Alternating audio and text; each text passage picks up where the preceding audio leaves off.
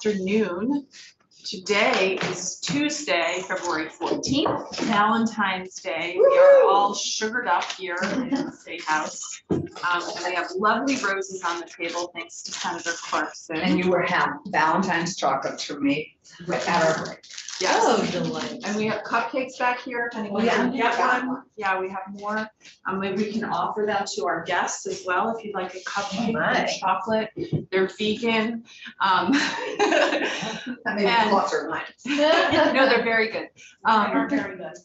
And thank you. We are starting with S9, which is the bill about the auditor's authority and power to get information from organizations that contract with the state.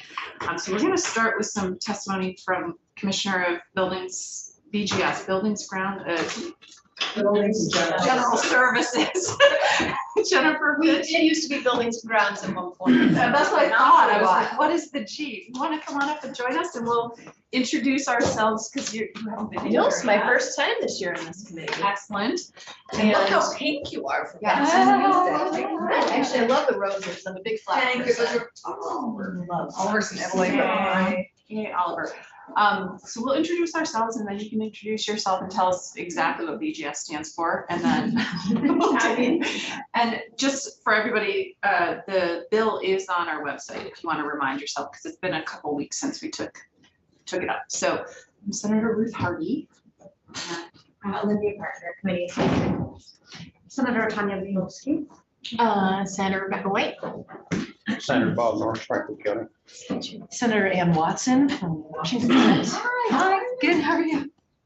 Allison Clarkson. The one and only. Well, you too, back at you. So why don't you take it away, introduce yourself and tell us what you'd like us to hear. I think we're specifically interested in to know how this bill would impact your contracting with outside entities. Absolutely. So thank you very much for the opportunity to testify. My name for the record is Jennifer Fitch, and I have the honor and pleasure to serve as the Commissioner of the Department of Buildings and General Services. If you haven't heard of us before, we essentially provide all internal services to the state of Vermont, and that includes all three branches of government. So things like the office space, the State House, our custodians are here, and maintenance mechanics. You probably see them walk around in the building in their shirts with their logo on. We also provide all of your print and postal services. So your journals, for example, come from our print shop. It's the most efficient, I would say it's the most efficient group in state government. It's really impressive. We also provide fleet and motor pool services, and then all centralized procurement, which is why I'm here today. Finally, we have all the information centers as well, which is kind of a one-off because, again, most of our services are internal. So unfortunately, Debbie Demore, who is the director of the Office of Purchasing and Contracting, could not be here today. She had a personal conflict, and I'm going to do my best that I can do in her absence. But she's an ace when it comes to this stuff. Specifically, what I was here today is really to first educate the committee on sort of the auditing process that we already have in place, and then some proposed changes that we'd like to make right now in terms of Bulletin 3.5. So to go really high level, the executive branch has to abide by something called Bulletin 3.5. And those are all the contracting requirements, again, for working for the executive branch specifically. The legislative branch and judicial branch do not have to use Bulletin 3.5. So that's just really important for folks to know.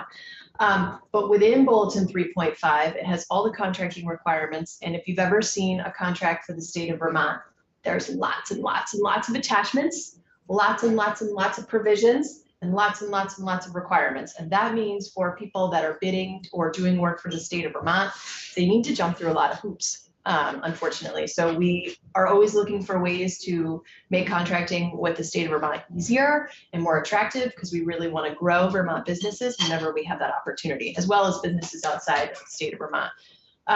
And so with respect to auditing, there is already a provision within attachment C. I have it right here for you, but this is the standard attachment that goes into all of our contracts for the state of Vermont, again, executive branch. And the thing to know about that is the other branches of government can still use our contracts, but you don't have to use Bulletin 3.5. You can choose to, do your own contracting. So you can. Madam Chair, may I just ask about that? You can. Sure, go ahead, Senator Clarkson. So The legislative branch is not subject to bulletin 3.5. No, I appreciate this. Yes. However, we are on many committees and joint task forces That's with correct. the administration. That's correct. Who rules then in It's- terms of requiring? It's whoever is the leader is a good way to put it. So if the executive branch is going to go and execute on behalf of a committee, then we use our process. If, for example, we were working on Tuacan, for example, and you wanted to do some fit up there, well, that's under the jurisdiction right now of legislature, and you don't have to go through bulletin 3.5 to hire a contractor or a designer. But, so, yeah, So there's some that's helpful. I Okay, mean, sadly, it's, So it's basically who's leading. yeah. But in attachment C, and happy to provide a copy of this to the committee if you'd like one. It's also available on the Office of Purchasing and Contracting website. And within the bulletin 3.5, there's a website there as well. But it specifically states, the party shall maintain, and this has to do with auditing specifically, the party shall maintain all records pertaining to performance under this agreement. Records mean any written or recorded information, regardless of physical form or characteristics, which is produced or acquired by the party in the performance of this agreement. The records described shall be made available at reasonable times during the period of the agreement and for 3 years thereafter, or for any period required by law for inspection by any authorized representatives of the state or federal government. If any litigation, claim, or audit is started before the expiration date of the 3-year period, all records shall be retained under all litigation claims where audit findings involving the records have been resolved. So we already have very clear language about audits and what is required on behalf of any vendor working for the state of Vermont and what records they need to maintain. What's really important to note about this is we're talking about performance.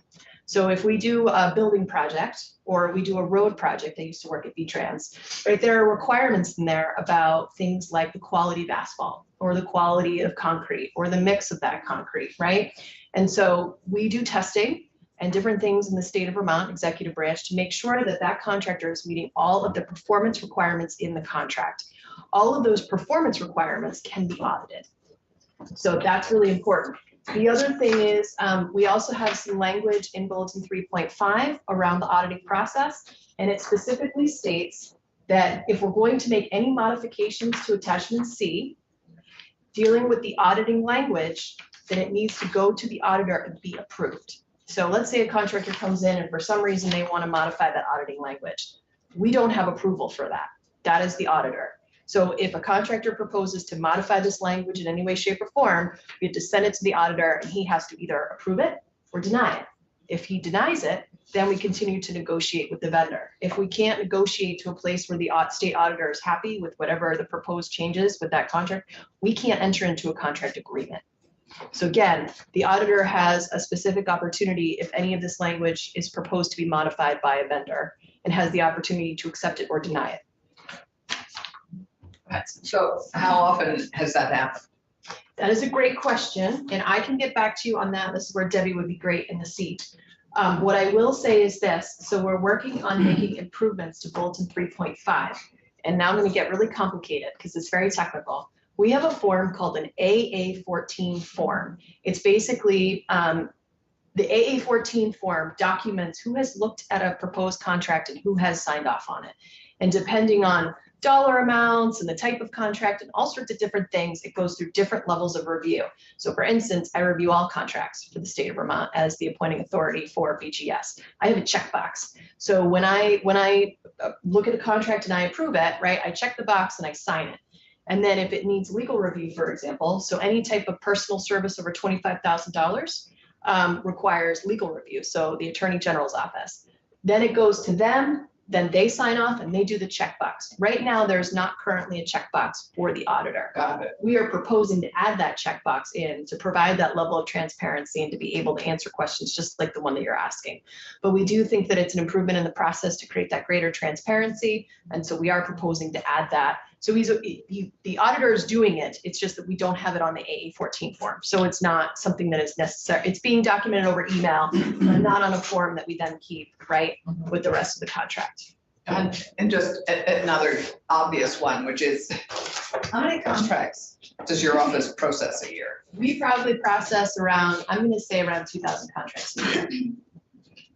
And so once you have a contract, and it includes attachment C, That's right. does the auditor have access to all of the records that you would have access to for that contract? So we are subject to Freedom of Information Act. So anything that we have on file in terms of the contract agreement, all of those things are available to the auditor or anybody else that wants to do a FOIA request.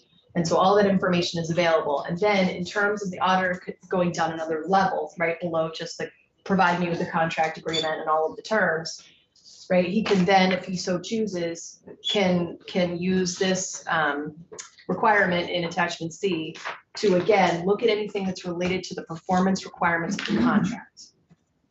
Just the performance requirements, not specific other data that's non-performance related? So performance means it really goes back to, again, all of the specifications around a project. So, and it varies based on the type of project and again, the agency or department. So buildings are unique in that a lot of times we call that lump sum, right? So we'll put out a contract and we'll say, we want to paint this room blue.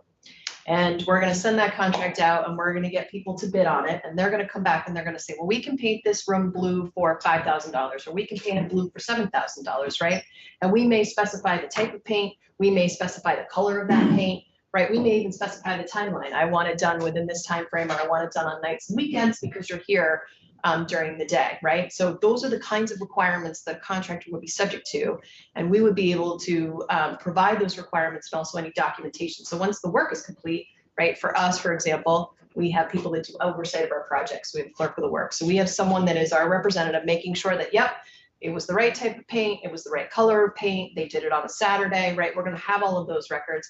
All of those records can be made available to the auditor at any time. So again, it's around the performance, it's around the requirements in the contract. Okay. Could you provide us Happy to. attachment C, especially, that would be Absolutely. great, and maybe a link to the website that goes through the whole. Absolutely. So I will make sure that I send both of these documents after this meeting.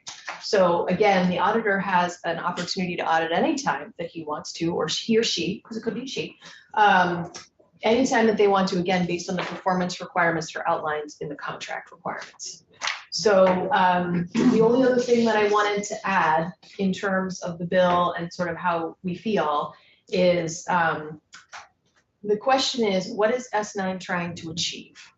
We're, bidding and getting projects for the state of Vermont, at least for the executive branch, is really, really hard, right? So we talk to our contractors all the time. We go on the road. We learn about how we can make improvements, how we can streamline things, how we can make contracting easier for the state of Vermont. It is really, really, really hard. They have to jump through a lot of hoops in order to be able to work for the state of Vermont. My concern is that if we make it any more challenging or difficult than it is now, we'll have even less people bidding on our projects, which means we're not helping grow our economy. We're not helping grow vendors, especially your small vendors, right? When we're talking about Vermont and growing companies, right? And growing businesses here. It's really challenging for those sort of startup companies, for example. We've talked a lot about equity and inclusion, right? So really what we want to do is try to promote more people to be able to bid on projects for the state of Vermont and have people work for the state of Vermont as contractors. So again, we can help the economy, we can grow these businesses and companies. And so I'm just worried that if we make it more difficult, we will have less people. The only other thing I'll add right now is because of inflation, right? And because of all the demands that are going on with all the additional federal money that's being pumped through the state of Vermont, I can only speak for construction because that's the world I live in. We're having less and less people apply all the time, or less and less people bidding on our projects because they already have a lot of work. They don't need work for the state of Vermont, right? And so my concern is with less people bidding on projects, we have less competition. What does that mean? Costs are going up. So it's getting more expensive for BGS, for example, and I've talked to VTrans and they're in the same boat. It's getting more expensive to do these projects because we're having less people bidding.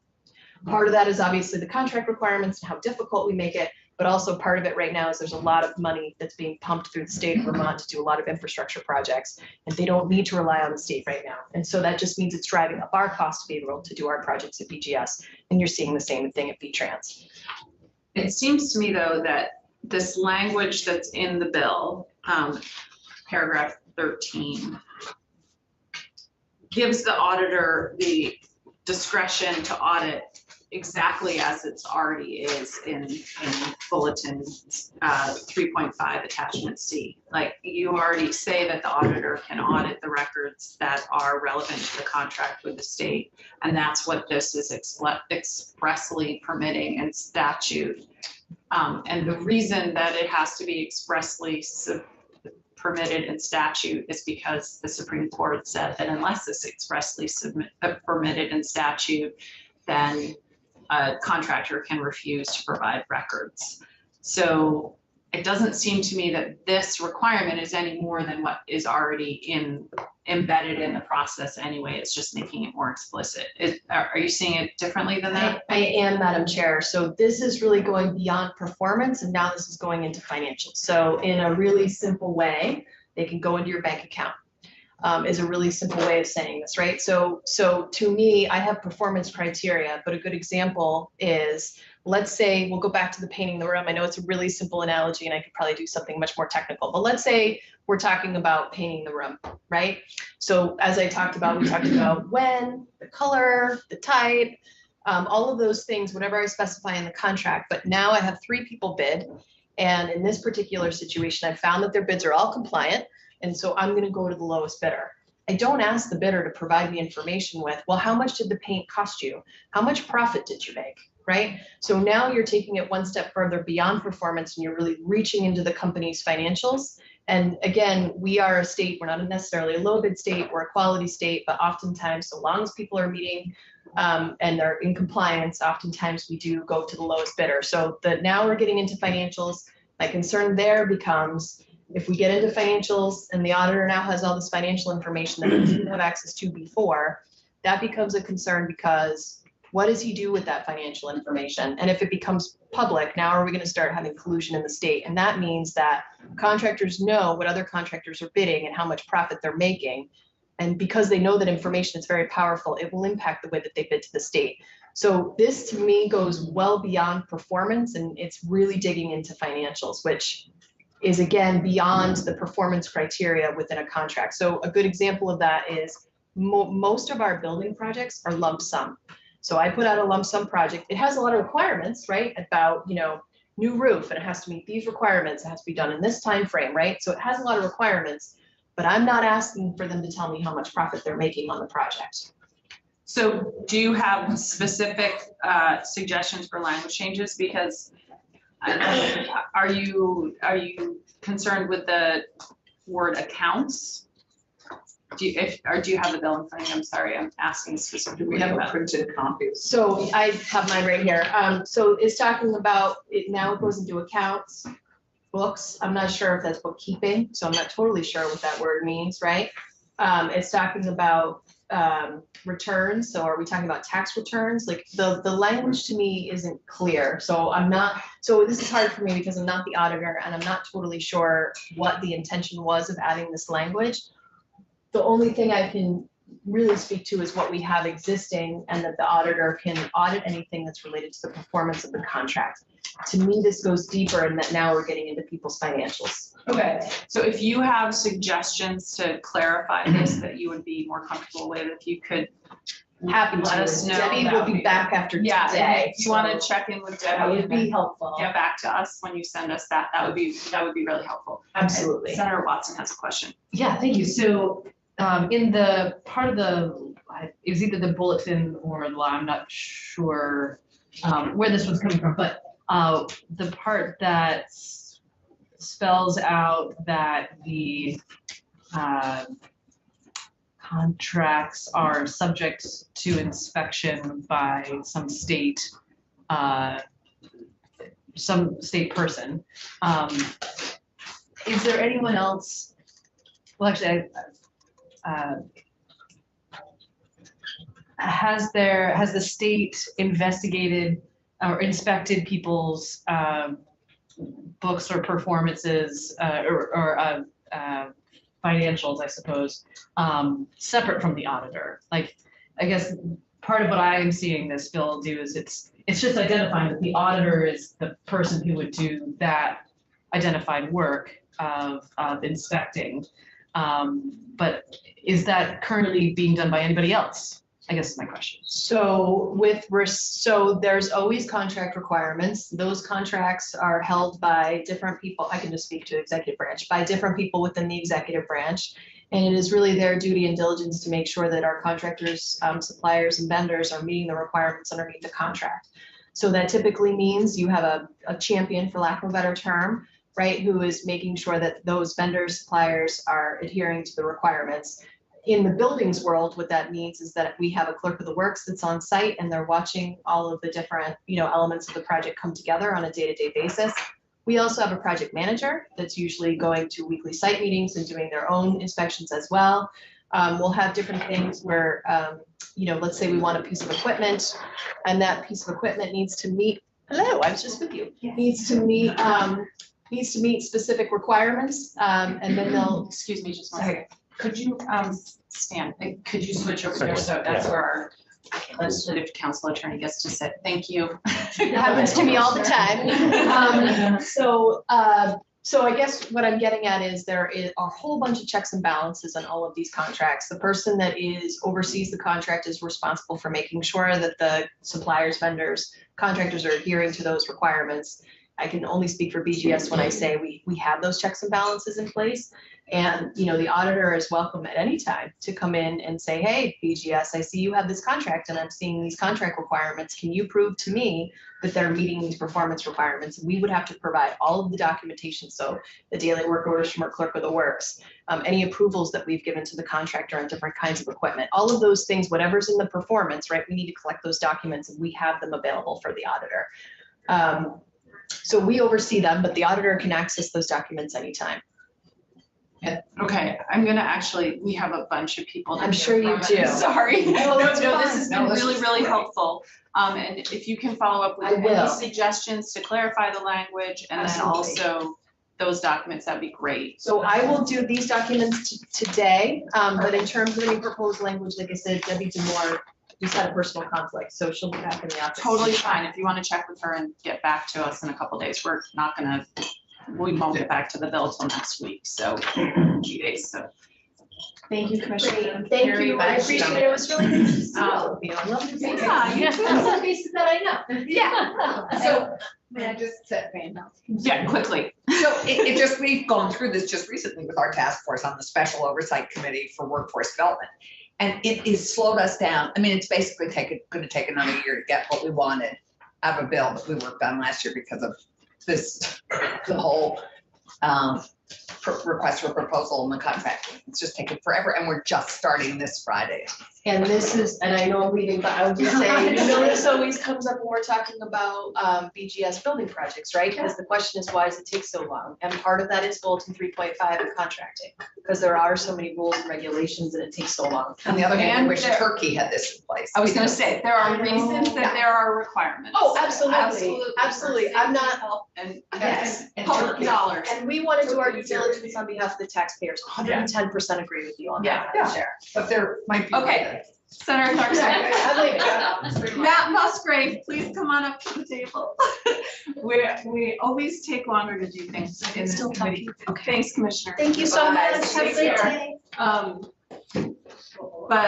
So you heard us introduce ourselves, so we're not gonna do it again. Why don't you introduce yourself and then tell us what you'd like us to hear? I know you were one of the first people to reach out to me about this bill, so I wanna make sure you get your chance to tell us your concerns. Well, I appreciate it. And for the record, my name is Matt Musgrave. I'm with the Associated General Contractors of Vermont. And happy Valentine's Day. I'm sorry I forgot to wear red today. So I think this is a pretty big deal that we're discussing today. I believe the auditor suggested that we're around $2 billion of contracts that go out of the state. So why I'm here today is to talk about what we do with the Associated General Contractors. Commissioner Fitch did a great job with BGS, so I won't go into that realm. I'll talk a little bit more about what's happening on the AOT side, and hopefully I'll be able to paint a good picture for you that we're pretty well audited. So the Associated General Contractors is a trade association. We represent all types of builders, road and bridge, commercial construction. We do a lot of projects for ANR, for anything from restoring wetlands to biodiversity to climate change mitigation and clean energy. We have about 16 to 20,000 employees within our ranks at any time, and we offer above livable wage jobs to these folks out there. And we perform projects generally when we're working for the state for AOT, BGS, and ANR.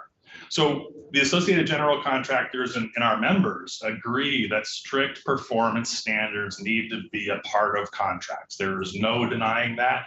This is part of what keeps our state budget healthy. This allows us to get more contracts out the door. It allows us to get rid of bad players. And in fact, one of the things that we don't talk about with we haven't talked about with Bulletin 3.5 is how actually prescriptive that document is where it pertains to performance of a contract.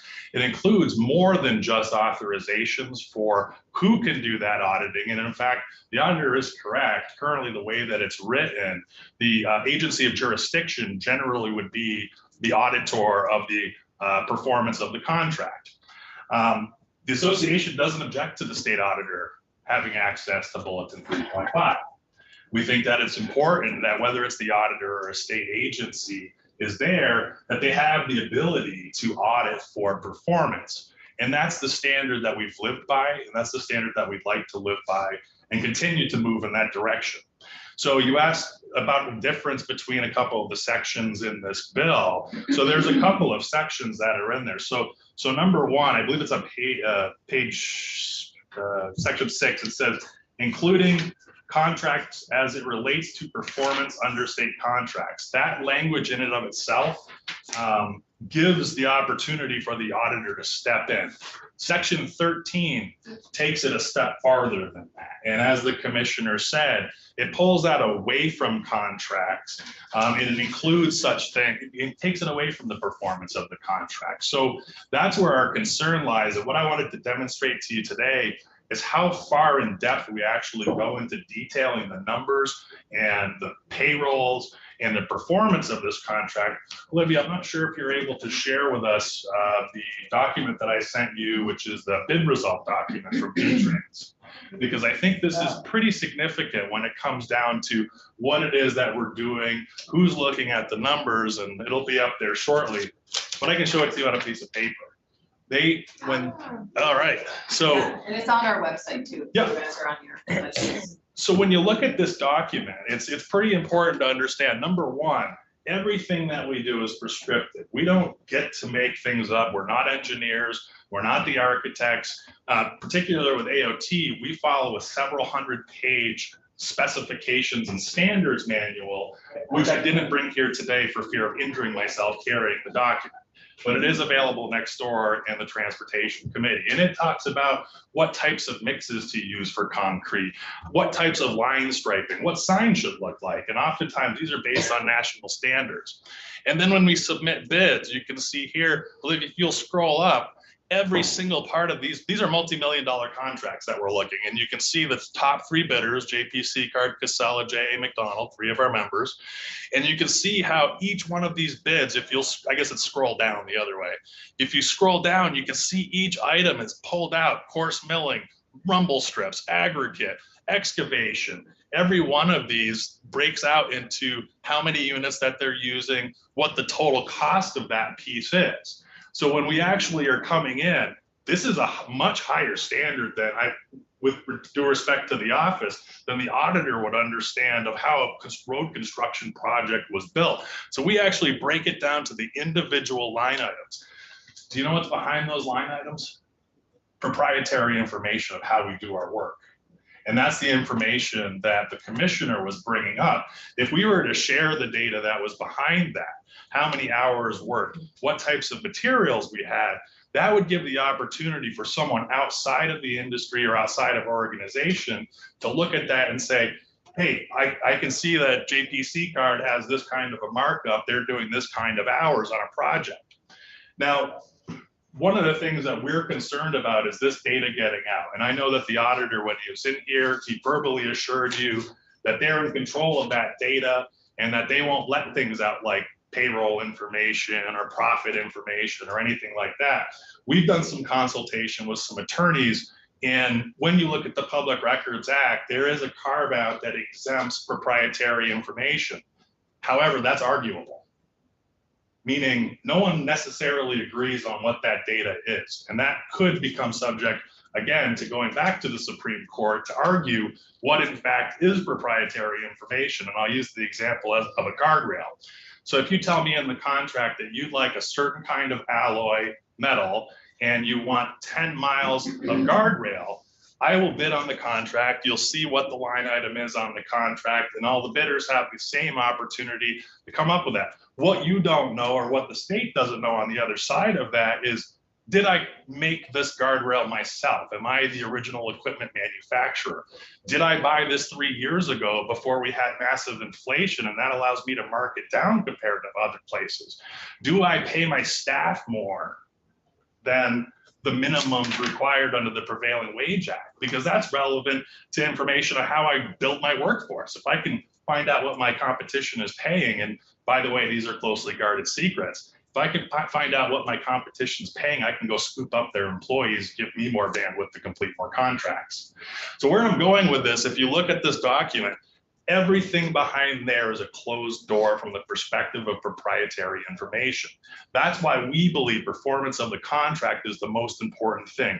If you ask me for 10 miles of guardrail that are designed with a specific alloy, I'm required to deliver that. And part of the Bulletin 3.5 suggests, or doesn't suggest, it requires that if I don't perform, if I don't meet that performance standard within the contract, then I'm on the hook for damages to be returned to the state. And that's not fun for anybody to do. Things have come out, and I think there's concerns, and I believe I heard the auditor talk about payrolls and how that works.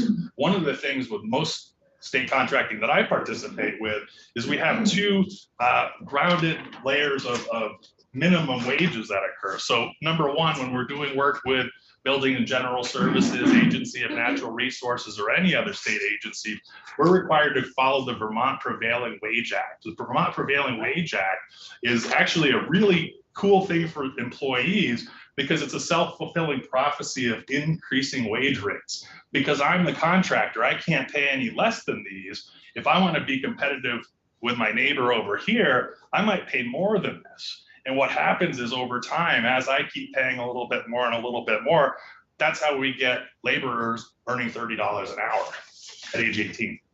On the other side, for federal work, we have the Davis-Bacon reporting requirements. So this is similarly done to the Vermont Prevailing Wage Act, and that again, it's a way to make sure that the money is making it to the people that are doing the work. And then when you look at a contract, you know, we have two parts. You have the cost of labor, you have the cost of goods and materials. You have a very, very small piece of these contracts that are profit. So where I'm going with this is we support a strict standard. We support bringing the auditor into Bulletin 3.5 to be able to audit all of these things. But performance needs to be the standard in order to keep this fair bidding process moving forward, which helps our agencies steward the finances of Vermont taxpayers. So with that, my recommendation would be to remove the 13th duty under 32 VSA section 163. Leave the other sections that allow the auditor to perform his work under Bulletin 3.5, but remove the section 13 because it goes much farther. Yeah. And that's what I have. Are there any questions for Mr. Musgrave? Senator White, did you have a question? Yeah, go ahead. Thank you, Chair Hardy. I think this is a question I can ask anyone who's coming before us today around maybe concerns you have around this extra layer of possible regulation or oversight. And that's that we have a very specific case that's being challenged. Yeah. And I do think that there should be clarity around the role of the auditor. And I'm wondering, based on your testimony, if that specific case that because it's within the healthcare world and not within the contracting world. Right. I'm wondering if you are feeling concern for how other sectors are clearly not being properly regulated without it. So you're talking to someone that the medical system is very important to. But for me to be walking around and not stricken in a bed, it costs over $100,000 a year. Cool. So when I hear about things like, fraud in medical or challenges in medical or the inability to look behind the curtain, it's a concern to be personal. Yes. And like I said, I think what's important here is we look at strict performance of what's going on within these organizations. That doesn't mean that we need to know what the bank accounts of a proprietor include. It means that we need to look at the things that we're asking these organizations to do when we're writing our contracts. If they're not written under the executive agent, under the executive branch, then we need to craft these contracts in a way that will consider these challenges, but we shouldn't paint a broad brushstroke across all industry because of one situation. Thank you. That was incredibly personal. No, that was a very good answer. Okay, personal. You totally understood what I was asking and you responded. There may be follow-ups after the meeting. Yeah. Thank you so much for your testimony today. Very helpful. Thanks for being persistent and asking to come in and chat with us. No. And yeah, I think that's it, unless anyone else has questions. We're gonna move on to. I'm not sweating because I'm nervous. It's really I know. hot here. You are in the sunspot. Yeah. It's freezing. Today, it's really hot. I'm gonna go take a walk. Okay, we'll outside. take it. It's Valentine's Day. It's Oh my freezing. God. Good to see you. It's beautiful. It is like spring and on Valentine's Day. I was wrong. The groundhog was wrong. You know it, winter will return. That's true. Let's Well, thank you, Devin. Hey. Yeah, Good to see you nice here. to have you in this room. And you heard us introduce ourselves, so we're just gonna go right to your testimony so we can sort of stay on schedule. Great, thanks. You should introduce yourself. Yes, Devin Green. I'm with the Vermont Association of Hospitals and Health Systems. We represent all 16 of Vermont's hospitals, and they're all nonprofit. So I just want to start off today by saying I think, this was presented as a small correction, a small bill, and that's not how we see it. I think it is, a 3-page bill, but there are a lot of consequences behind it. What it does at this point is it bypasses state instrumentalities so that the auditor can directly audit private entities for any reason at however many times as the auditor wants to. You heard the auditor come in and say normally how it's done is there's a meeting with the agency who's doing the contract. That could be bypassed completely here. So it does create another layer of administration that will just add to our costs. My other concern around this is we are really relying on AHS right now. You may have heard hospitals are dealing with capacity challenges. We have hospitals that are at 100%. A lot of this is due to patients who could be discharged, but they have no place to go. They have no long-term care or post-acute care. AHS is working with providers to open up new spaces, provide that capacity. We are worried that if there is this extra layer of administration where not only are we regulated by the Green Mountain Care Board, we have our contract with AHS, but the auditor can come in at any time for basically any reason that has to do with the contract. People will not respond to these RFPs. Further, we are worried because in healthcare, it seems like we're moving towards hospital global budgets, right? And we don't know what that looks like. Right now, every service is paid for individually. The state is looking to move towards one budget that goes to the hospital. And to me, that's a contract. That's probably a contract, potentially. There are other ways to do it, but if that's the direction that we're going into, that would open up hospitals and healthcare providers to basically anything at all, right? If it's quality, it's healthcare information, it's employee information. I read the Superior Court complaint to this case, and it was concerning because the Office of the Auditor asked, they were asking a specific payroll question. They asked for the payroll records of all the employees, the W-2s of all the employees, and the 1099 of all the employees. And then any documents about payroll adjustments. To me, that's like performance reviews. That could be various, very private information that I don't think employees are considering, I think employees don't expect that this private information is going to the state when they work for a healthcare facility. So we do have a lot of concern there. We also have this added layer of, and it doesn't totally align here, but I brought it up with Senator Hardy before. We have employees who are worried about personal information getting out there because there's been a lot of workplace violence and threats in our hospitals. And so right now, some licenses, we've been encouraging employees to put facility information on there, but licensure information can get out with the employee's personal information if they put their home address on there. So there's a lot of concerns around safety. I think this would add to those concerns, the ability that more information would be subject to the Public Records Act. In addition, along with this movement to global budgets, we're also thinking differently about how we provide care, and with the capacity issues that we're dealing with and moving towards prevention and addressing the social determinants of health. I think hospitals are really trying to reach out to other places in the community to try to get at these issues. So we have a program in Brattleboro where it's a housing organization and food organization, so a nonprofit that's working with Brattleboro Memorial Hospital and the DA down there to provide housing and wraparound services. So this is the innovation we want to encourage, and I worry that these small nonprofits don't necessarily have the bandwidth. Do they fall under this if we are contracting with the state?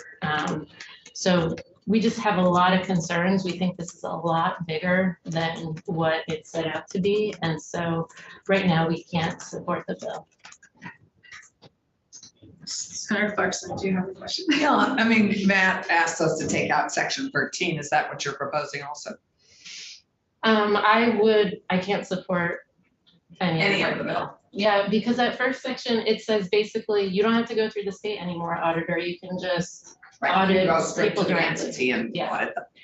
So I guess my other question, would you support what Jennifer proposed, which is having the auditors sign off as well and involve, engaging the auditor maybe in additionally in the contracting process? I have to look at that a little bit more. It's been a while since I've seen Bulletin 3.5, so I would want to take a look at that proposal a little bit more.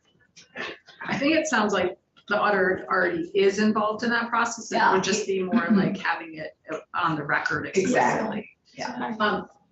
So the Green Mountain Care Board regulates hospitals, and what kind of, do they have access to the records that were requested by the auditor? So the hospitals were not audited here, and I'm not here on behalf of Women Care. Okay.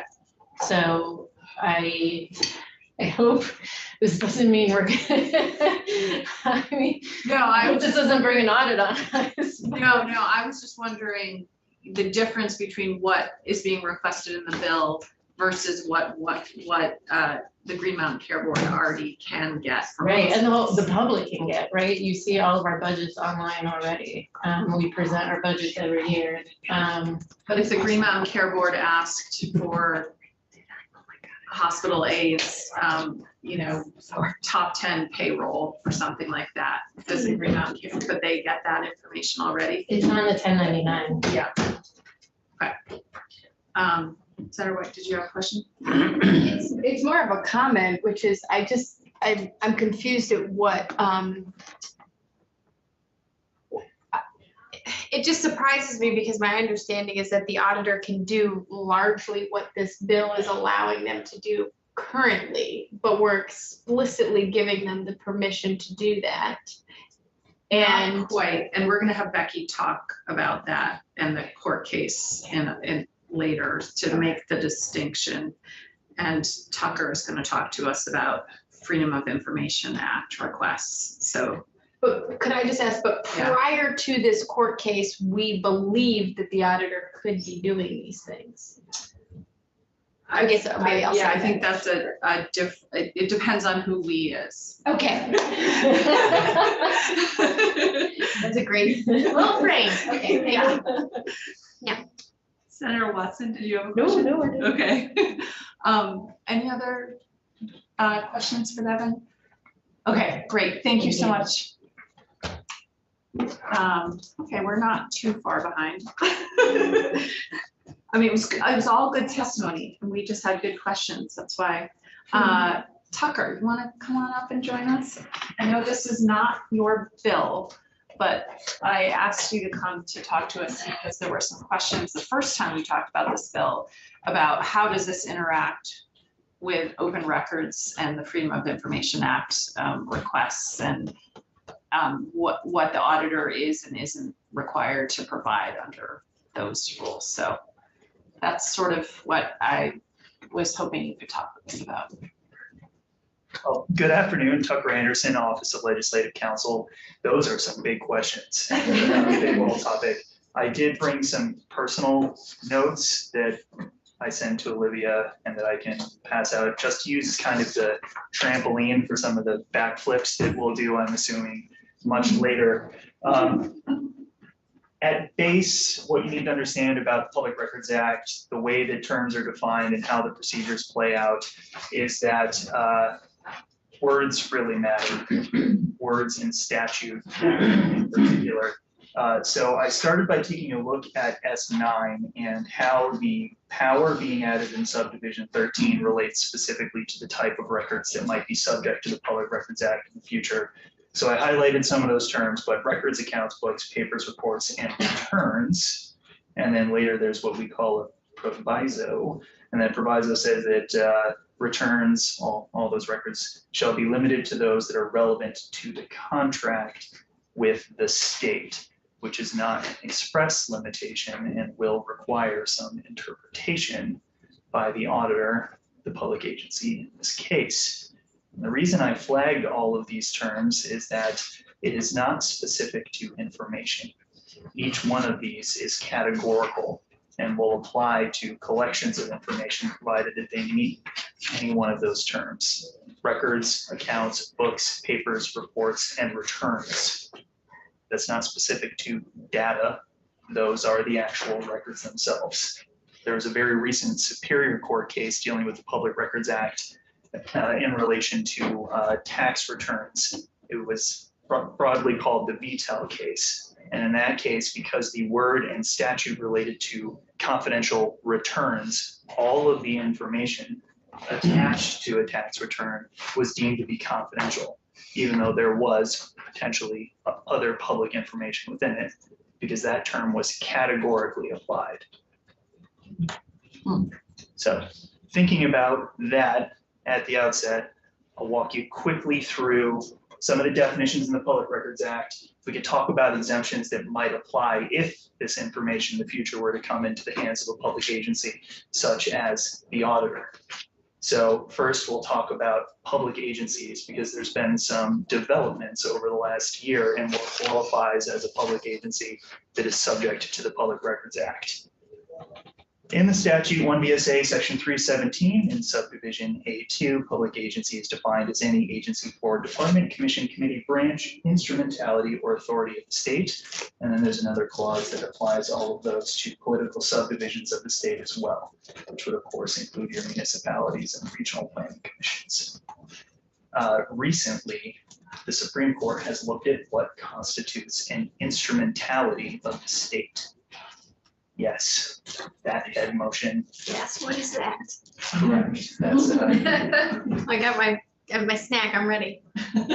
so there were two cases. The first was Human Rights Center versus Correct Care Solutions, and the second was McVeigh versus Vermont School Boards Association. And the primary question that came up in both were, are these two non-governmental entities subject to the Public Records Act?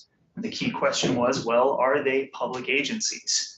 The Supreme Court went two different ways in both of these decisions in determining whether they met the Black's Law definition of instrumentality, because statute did not define what an instrumentality is. And in my notes, I set them a little bit out of order. I started with the latter case first, because I think it's helpful in understanding some of the standards. In determining whether the Vermont School Boards Association acted as the functional equivalent of a public agency, the Supreme Court stated the following, that the definition of a public agency contains no reference to functional equivalence. Rather, it sets forth a limited list of traditional forms in which government chooses to organize itself. That exhaustive list that I went through before we got to instrumentality. And to the extent that the legislature intended for the PRA to apply to a non-governmental entity, that entity must qualify as one of these forms. They went on after that and looked at instrumentality and tried to figure out when one of these non-governmental entities is providing some sort of essential service that qualifies them as an instrumentality of the state, aka an instrument that the state is using to carry out one of its fundamental functions. And the Supreme Court declined to establish any sort of formal test that would have been really helpful to this committee in understanding what an instrumentality is. But they went on to state that the determination of whether a particular entity is an instrumentality must be made on a case-by-case basis, looking at the facts surrounding the government's relationship with that entity. In that specific case, the Supreme Court of Vermont looked at the relationship between the state and the Vermont School Boards Association and said, no, this is not an instrumentality. There isn't a sufficient nexus. They're not really carrying out the sort of fundamental governmental function that we're looking to find in an instrumentality of the state. But they did with Human Rights Defense Center.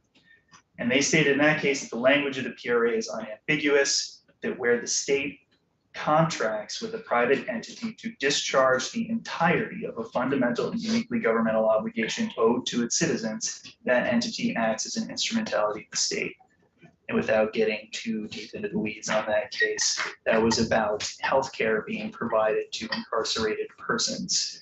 And there were, of course, constitutional considerations around keeping people in prisons and providing healthcare to them. So that was a fundamental governmental service owed to its citizens that was being contracted out to an instrumentality. So Interesting. all of that incorporated here to let you know that the Public Records Act already within its terms, undefined but examined by the Supreme Court, may apply to certain non-governmental entities that are carrying out state functions. Senator Bielski?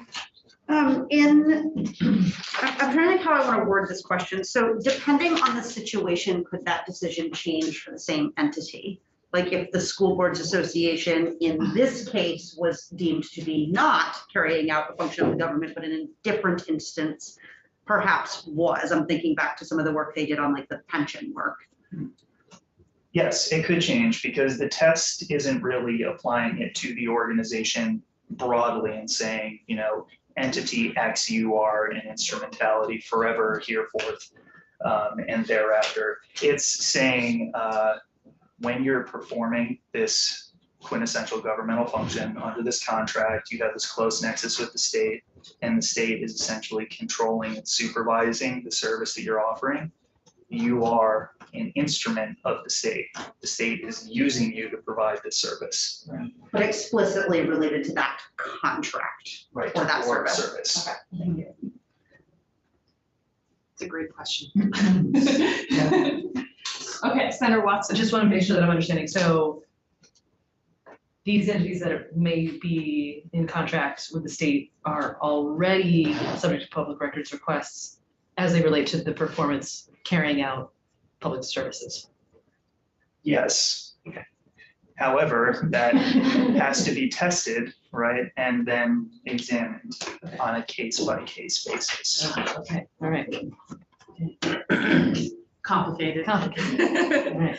Okay, carry on. So we have public agencies. Okay. How does the Public Records Act come into apply for these public agencies? Well, a public record is defined under the PRA as any written or recorded information, regardless of its form or characteristics, which is produced or acquired in the course of agency business. And for purposes of your discussion about S9, this provision in subdivision 13 is about a public agency acquiring records. So whatever is authorized under that subdivision 13, as long as the public agency is acquiring records that relate to that agency's duties. So think of the auditor's duties. All of those written or recorded informations, data, are going to be converted into public records subject to the Public Records Act. So anything that the auditor's office may collect, the records, returns, et cetera, once the auditor's office has them, They are. regardless of what they are, they would be considered public records? Almost every clause you said was absolutely perfect, except for regardless of what they are. And the reason is that we have another recent development, which is a case dealing with the University of Vermont, where the Supreme Court of Vermont has provided some bases for understanding the division between, for example, personal records and records reflecting the business of the public agency, which is really what the public records definition looks at. Produced or acquired in the course of agency business. So in that analysis, the courts will look to the legislature's description of public records for such considerations as whether the record contains information bearing on a government function, provides government officials with bases for making decisions, serves to ensure continuity with past government operations, or documents responsibilities of government actors. The key consideration, trying to really boil this down from sap to syrup for you, is that if it relates to the auditor's business in examining whatever this non-governmental entity is, then all of that information within the records that they're acquiring are public records. And we're not focused on the other entity, this non-governmental entity. We're focused, for purposes of a public records examination, on the auditor's duties and business. So if the auditor acquires information that's not part of the office's duties, Then it's not a public record, at least under this analysis. and it would, but the determination would be up to the courts, basically, to determine if it was within the course of the duties of the auditor. You've given me a perfect opportunity to move into some of the procedural aspects of this that you also need to be aware of, which is that the determination at the primary level is with the public agency. So the auditor's office makes the first determination of, is this a public record? Are there any exemptions that apply? How long do I have to respond to the request? And then ultimately to disclose records. Then the head of the agency, the auditor themselves, is the first destination of appeal under the Public Records Act procedures. So the auditor would then perform a review of any challenge from the requester for redactions or withholding of records. So, let's see, Senator Biehoski, the auditor testified that he wouldn't just release the records, that he would say you have to go to the entity itself, the contract, the entity that we're contracting with to request those records. That if they're with me, I just have them for the purposes of auditing, but the entity themselves is the real keeper of the records. But it sounds like that wouldn't actually be the case, that if the auditor has those records for the purpose of doing their duties, then they are public records, but that the auditor would be making the first call as to whether they were public records. So that seems a little circular. It does. The records officer within the auditor's office would make the first response. The auditor would be the first destination of appeal if the requester were to appeal. Mhm. And then after that, it would go to the Civil Division of the Superior Court for an in-camera review and potentially to the Supreme Court if it were to get further appealed from there. Okay. Okay, Senator Biehoski? Are there any laws that sort of supersede the Public Records Act, like HIPAA or FERPA or things like that? And are there laws like that that protect employee or personnel data? Two-parter. Yes and yes. So state law is superseded by federal law. So anything that would be kept in the United States Constitution or federal laws relating to individual privacy or the confidentiality of particular records would supersede the disclosure of records under Vermont's Public Records Act. However, it's not a problem really, because the Public Records Act acknowledges that in 1 VSA 317C1, where it automatically exempts any records that are designated confidential by law, which includes the US Constitution, Vermont Constitution, federal law, any other provisions of state law, and common law. Okay, and yes, there are laws in place that protect personnel records. Yes, and I will quickly run you through some of the exemptions that might apply. I know that's something that you all were interested in trying to understand what would happen if a request came in for these non-governmental entity records in possession of the auditor. So I'll jump right into what you were asking about, which is in 1 VSA section 317C7. There's an exemption in the Public Records Act for personal documents. Under the Federal Freedom of Information Act, that is called personnel documents, but for some reason Vermont wanted it to be personal. And that subdivision states that personal documents relating to an individual, including information in any files maintained, hire, evaluate, promote, or discipline any employee of the public agency, information in any files relating to personal finances, medical or psychological facts concerning any individual or corporation are exempt. There's a proviso at the end of that. Something important to remember about this exemption, and I'm sure it's going to come up a lot as you visit the Public Records Act this biennium, if you visit the Public Records Act again after this experience, is that C7 is not mandatory, and it requires a balancing test to balance the individual's interest in privacy against the public's interest in the disclosure of the record. So if there is a strong enough demonstrated public interest in the personal information, the public agency may be obligated to release the private information, even if it would potentially damage the individual who's the owner of the information, who the information concerns.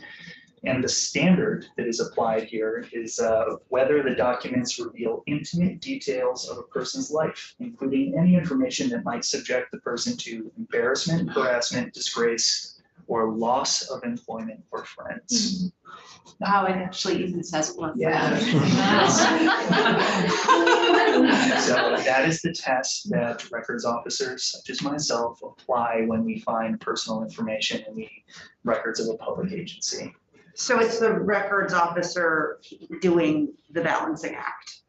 Initially, yes. Okay. And if it gets appealed to the head of the agency, it's the head of the agency. And if it gets appealed further, it is the Superior Court judge who's reviewing it privately in camera. So would that include, just as an example, the example that Devin just gave about maybe the addresses of healthcare providers? Their home addresses may be on their tax records or something like that. Would that be something that you would say this could be, cause them harassment if their home address got out, for example? So just to clarify my example, sorry, Devin Green, Vermont Association of Hospitals and Health Systems, it's the addresses on licensures. Yeah, okay. That's what I'm saying. It also would be on It's tax already documents. It's already been determined, OPR will release that information on licensure if it's requested.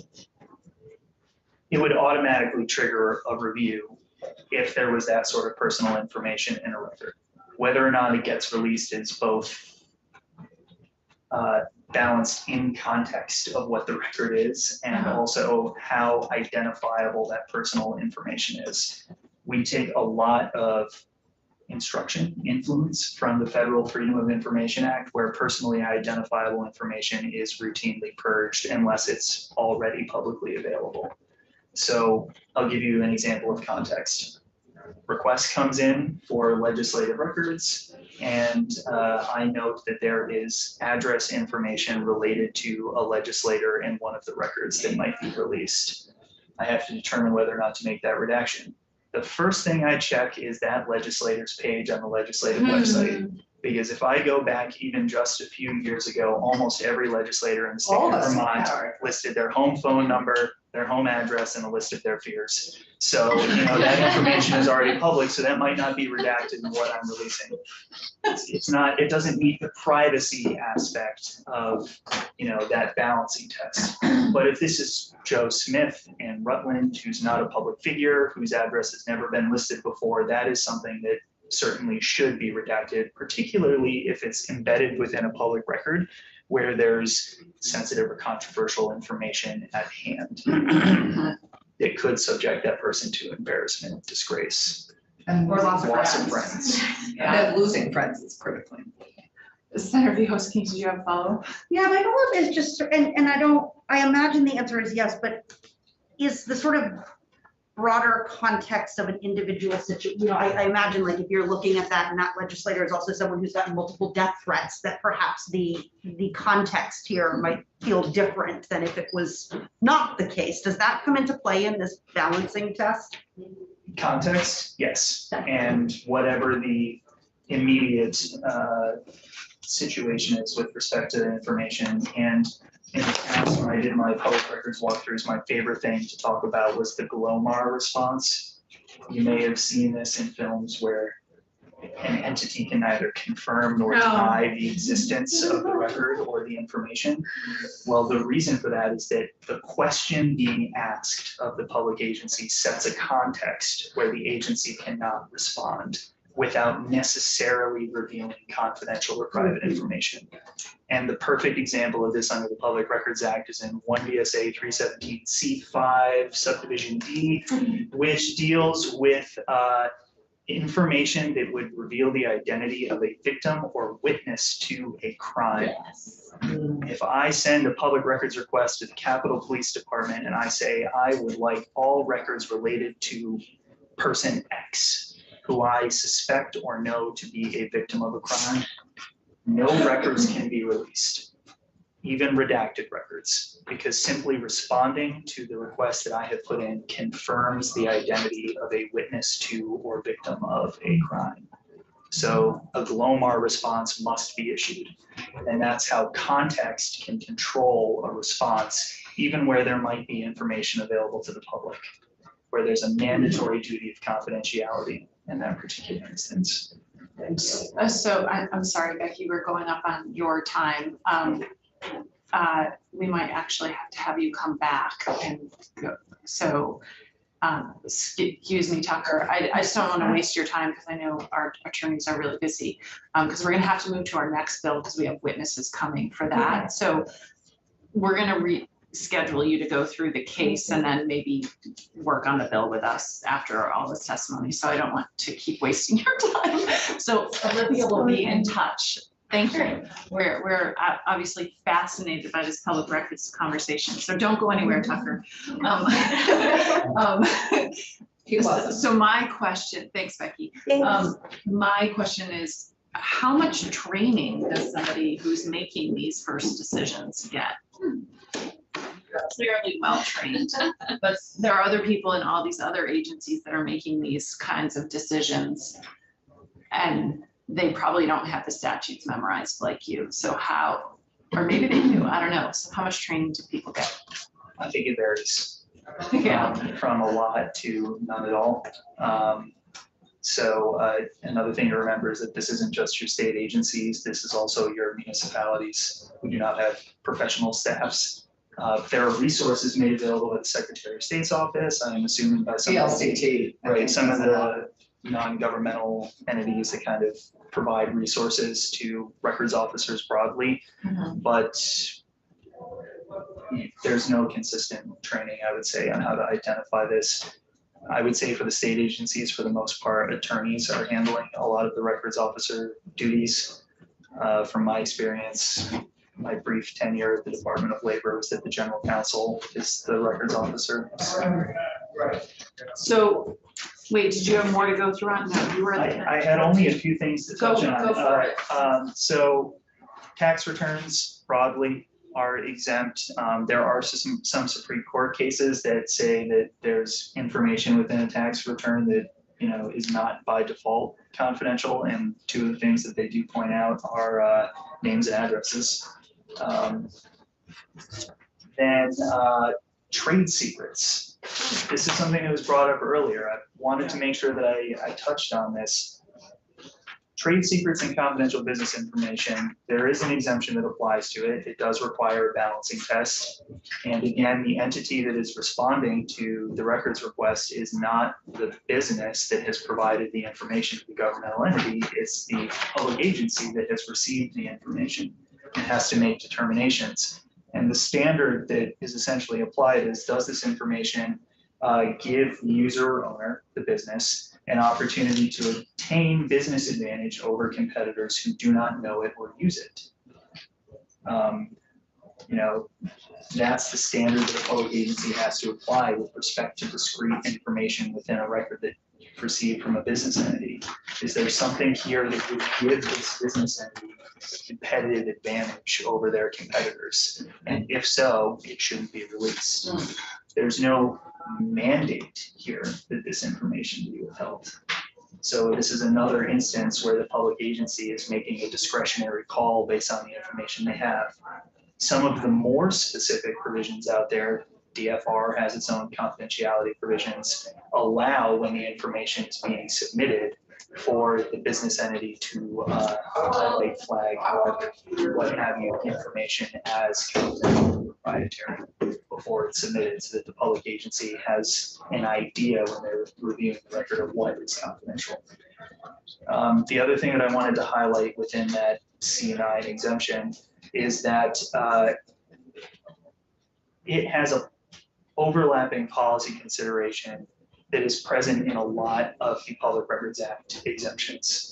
And that is that whatever function is being carried out by the public agency in getting this information, there's a relationship being established where the government is getting valuable information. And any violation of that confidentiality trust would undermine the ability to get good information from whoever that partner is in the future. It's the same exact confidentiality concept that underlies why you wouldn't give out information you obtain from a confidential source or witness if you're a law enforcement agency, because you want people to come and tell you when crimes are being committed. You don't want to subvert that and then expose their identity to the world.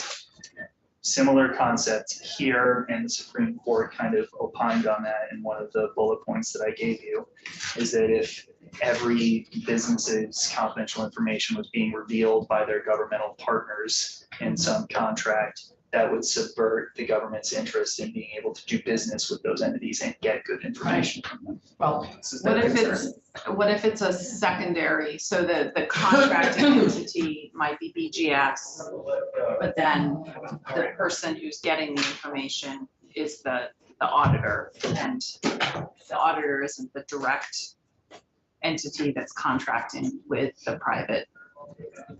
I mean, that's one removed. So it's one removed. It's once removed.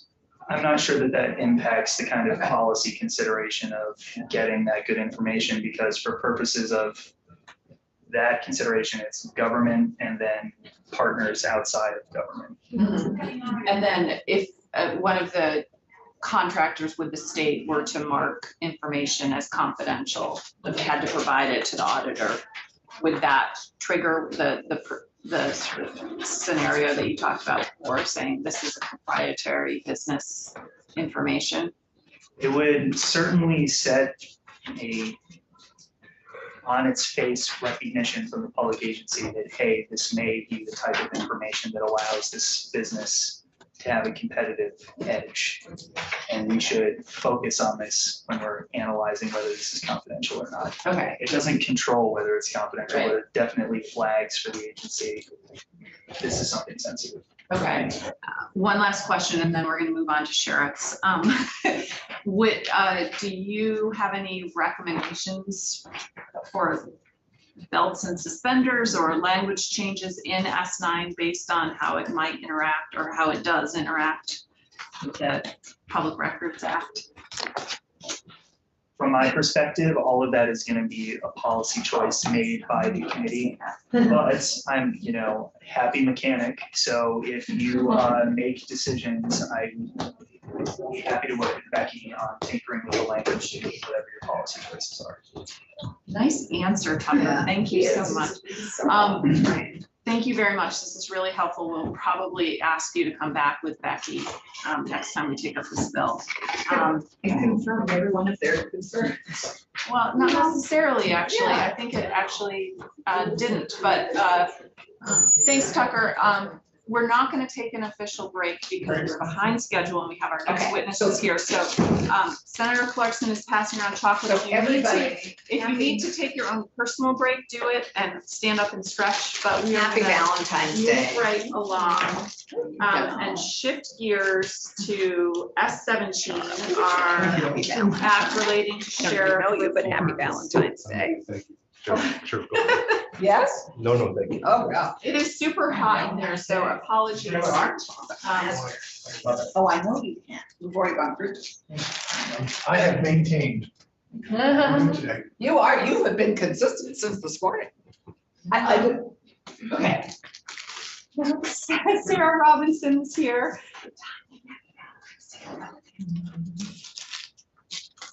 So thank you, Sarah. We're gonna just introduce ourselves to you and to everyone else who's in the room who's coming after you. And then we're gonna move on to testimony about S17 and Proposition 1 sort of combined, but I know you're here specifically about the bill. So I'm Senator Ruth Hardy from Addison District. Olivia Parker, committee assistant. Senator Tony Beals, Chittenden Central. Oh, Senator Ann Watson, Washington District. Yeah, where did they go? Ah, Allison Clarkson, Windsor County District. And this is Senator White from Windsor District and Senator Norris from Franklin District. They're It's good to they're see coming you. right back. So Wonderful. Well, for the record, Sarah Robinson, I'm the deputy director of the Vermont Network Against Domestic and Sexual Violence. And thank you so much for having us in today.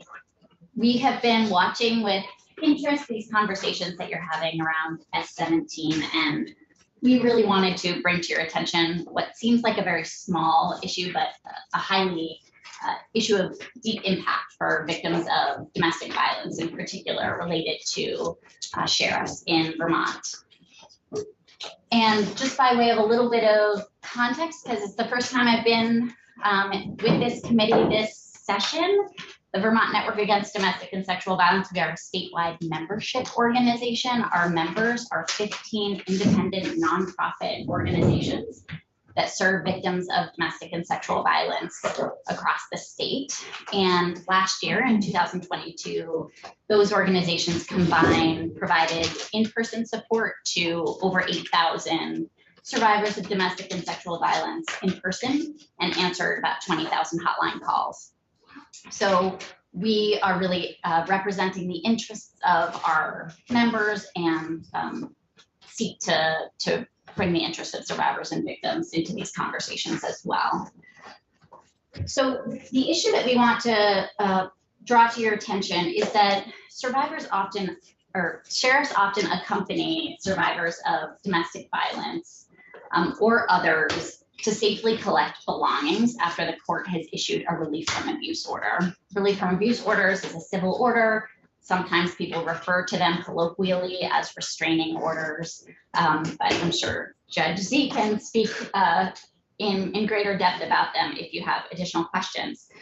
But most sheriffs charge survivors for this service. So the court may actually order that the sheriff accompany the survivor to collect belongings or be present when someone is moving out of a residence.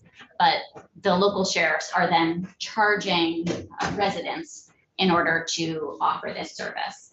And these charges range from about $75 to $150 an hour. Often they include minimums and sometimes also include mileage expenses. And I queried our members last week just to give you a little bit of a flavor of what this looks like. And heard from our organization in Orange County that they have a $300 minimum to provide this service. In Addison, there's a $75 an hour charge with a 4-hour minimum.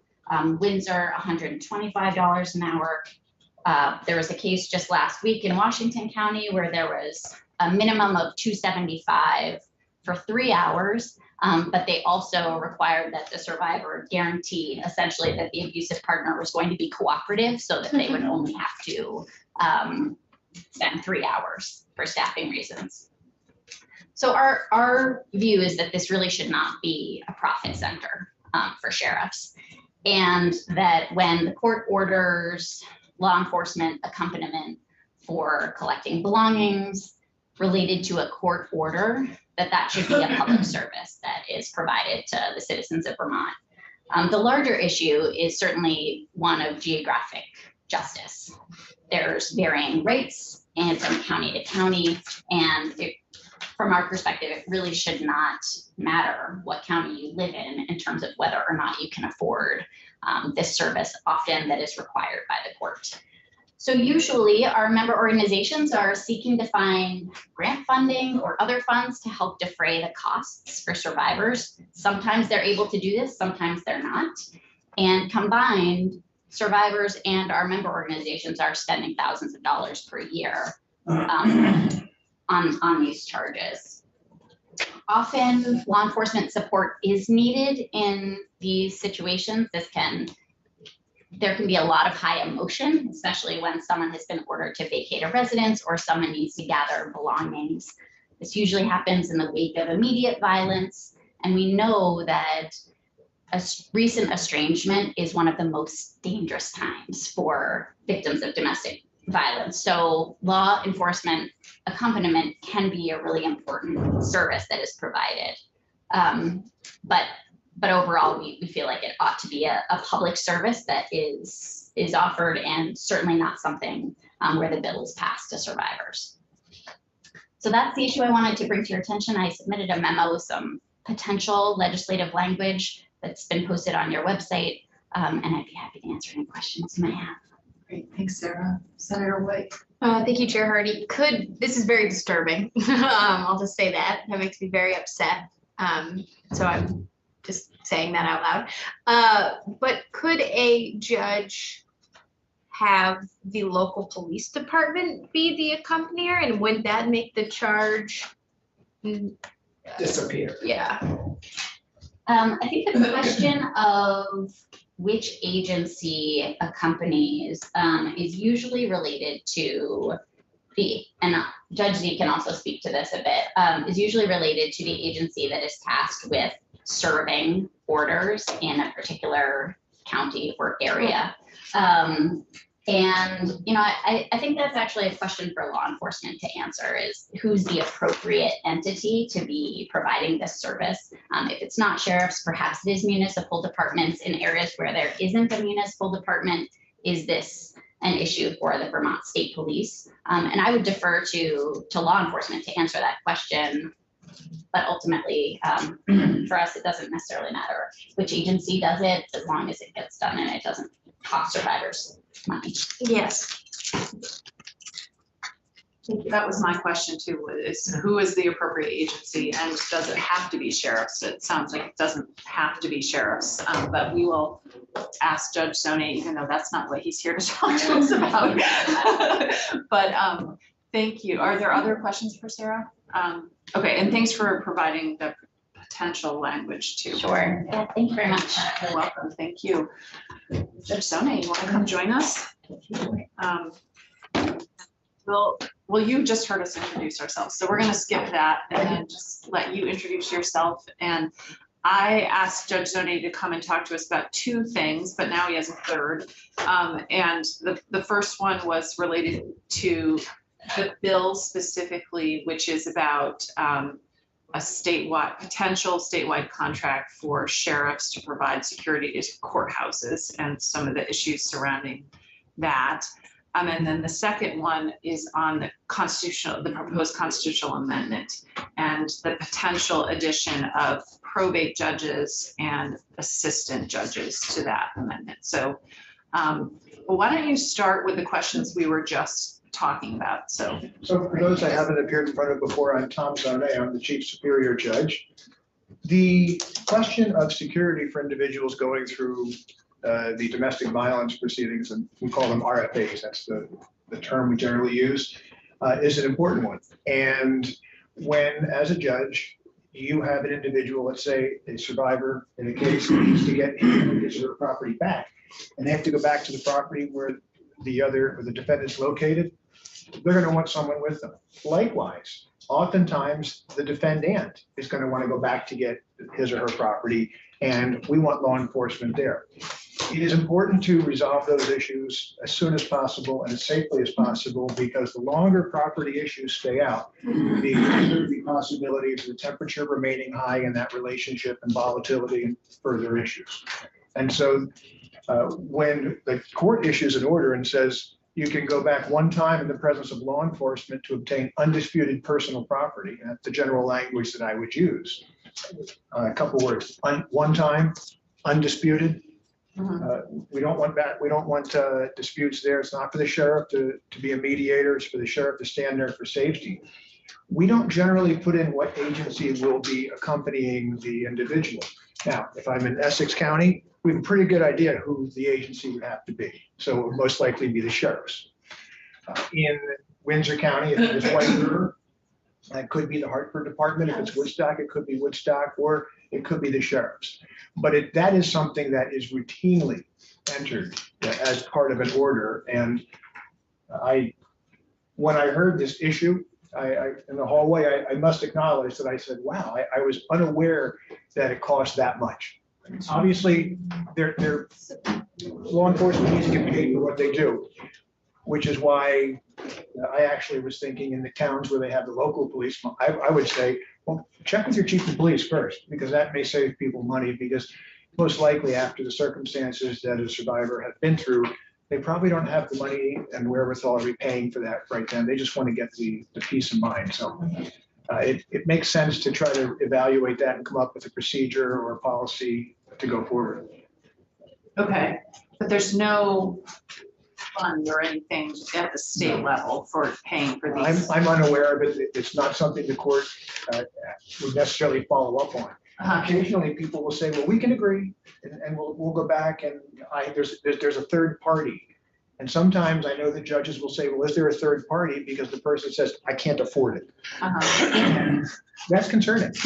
If the reason you're going to forego the appropriate law enforcement officer for safety is because you don't have funds, that's not a place that we want to be, I suggest. Yeah, okay. Well, this is helpful. This is a problem we will work on. Thank you. Next question, the contract for security.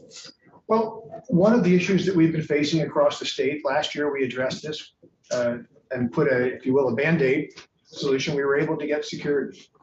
We have 14 different sheriff's departments. We have varying levels of security throughout the state based upon what some sheriffs can provide. We have, in some counties, we have sheriffs who say, we can provide you full security, what we're looking for. In other counties, we have sheriffs who say, we don't have anybody we can put in there right now. And so we've been trying to do what we can over the past year in the judiciary. And I know Chief Justice River spoke about this even during his retention recently, and he spoke about this in front of House Judiciary, where he suggested that if the legislature could just put something in that said every sheriff's department is responsible for having for court security, or at least one officer for court security, that would be a step in the right direction from where we are now. That is something that last year we actually looked at. And I know that that's something in the judiciary, and even drafted some language to try to move that forward. But when we look at it, the obvious issue that comes up next is, well, what if the sheriffs don't have individuals? Because one of the problems they're facing now is a lack of men and women to be employed. And so whatever you put into a statute has to leave open the possibility that through their best efforts, they might not be able to do it. But we need some type of stability. Every courthouse should have at least one certified law enforcement officer.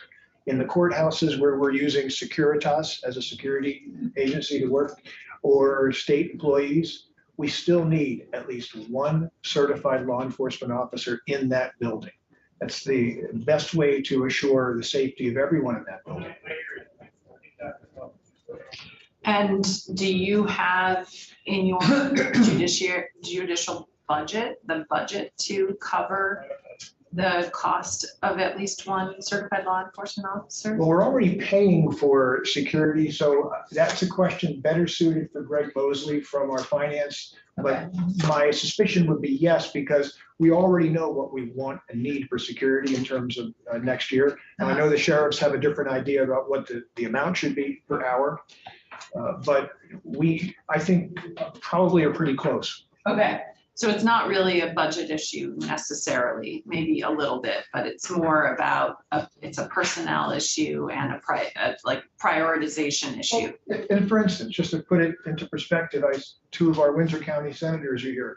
We were told within the past year, I believe it was the past year, maybe a year and a half, but we were told that we were going to be having a reduced sheriff capacity in our courts. So we have a courthouse in Woodstock for civil and a courthouse in White River.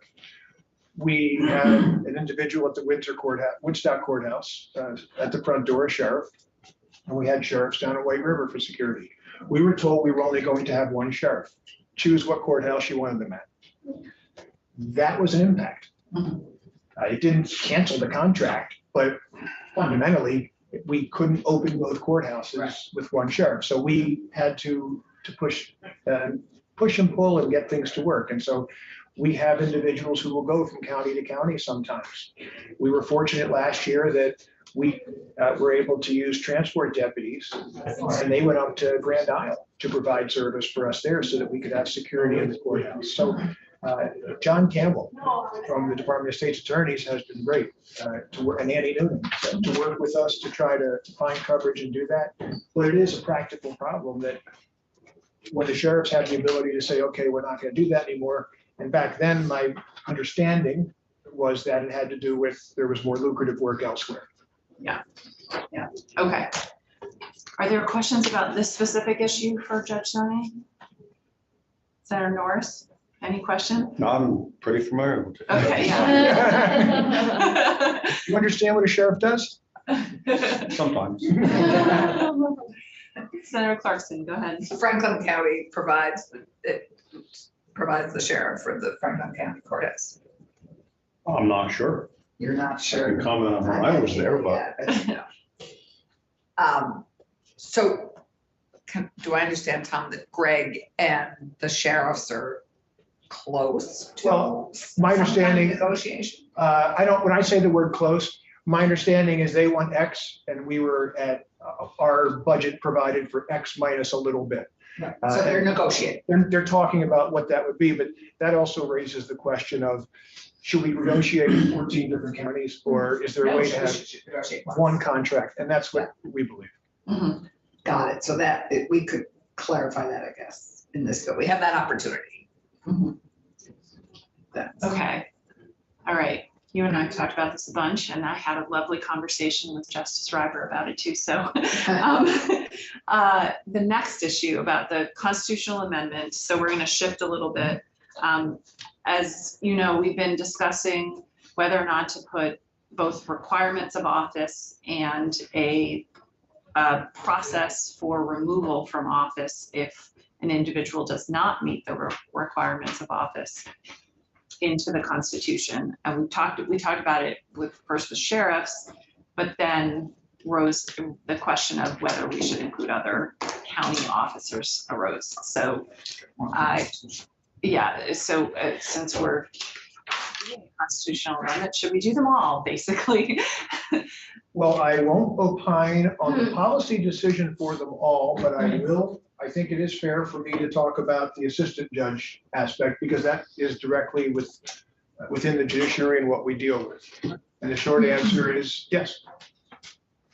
The probate judges under section 51 of our Constitution have a provision that says the General Assembly may establish by law qualifications for the election to and holding of such office. And we've done that. And the legislature has done that. You have to be an attorney, admitted to practice law. There's criteria that fundamentally speaking, the superior court judges and magistrates all have to follow. Whether it's judicial nominating, we have rules and qualifications for being appointed to our positions and requirements for holding our positions. The assistant judges are judicial officers. They are unique because they are also county officials. The current setup and the way that the Constitution currently reads for them says that their judicial functions shall be established by law. There is not that provision that is there for the probate judges or that you're talking about for adding for the sheriffs. And what this leaves you with is a situation where an assistant judge could be removed from the bench as a judicial officer. If they engaged in misconduct, there's a process that goes forward and the court has the ability to take steps. For instance, if an assistant judge were to engage in malfeasance of financial sorts or other conduct, the disciplinary rules for control of judges allow myself as the chief superior judge to immediately suspend them from their duties. The Supreme Court then has to act within 30 days. And then the Supreme Court's suspension has to have the Judicial Conduct Board has to file a complaint. And so we have the ability to issue a suspension of a judicial officer. So if an assistant judge is suspended, engages in conduct, we can suspend them from their judicial duties. If it were to occur that they would be removed from their judicial duties, a permanent suspension based upon the conduct. If it's criminal conduct, they can be removed for the duration of their term. But that's only from their judicial duties. You're left with a situation of a judicial officer who can't be a judicial officer, who can still come into the county buildings because it's a county-owned building to do their county functions. And they're still responsible, even though they might have been removed from the bench for, let's say, financial malfeasance, they're still responsible for the county funds and they continue to serve in that role. And that is an inconsistency, if you will, that the legislature and the policy seek to look at. And well, two things. One is, I remember you telling me that you could prevent them from entering a state courthouse, but you couldn't prevent them from entering a county courthouse. Yes, I believe that's correct. The state courthouse, I don't think a county official has a right to enter. So we could say you have no business here. You're not an assistant judge. In theory, obviously, if they're a citizen and have business there, that's different. But as an assistant judge, I think we can say, no, you can't enter the state courthouse. However, under our system, the statutes provide that the county buildings are managed by the county officials. Mm-hmm. And so to say to a county official, you can't go into your own building is a different issue. Mm-hmm. Obviously, during court proceedings and during court time, I think we could say you're not allowed in during court proceedings or into the judicial areas. But that leaves open that there's other areas of the building that they may have their county office, mm-hmm. the treasurer's office, and they have county tasks to attend to. So they would be able to enter into that building. And I don't think there's anything the court can do other than say, don't go in the judicial areas. Mm-hmm. And in the case of a judge, either an assistant judge or a probate judge, getting suspended from office either temporarily or permanently, like, for example, the case that just happened with a probate judge, there is a process for the judiciary has for discipline and suspension. But even if you go so far as to permanently suspend a probate or assistant judge, you can't remove them from office. Short of impeachment. You could impeach. Yes. Yeah. So, well, we could, I mean, it would be the legislature would have to impeach you. The judiciary doesn't have the ability to impeach a judge that's been elected.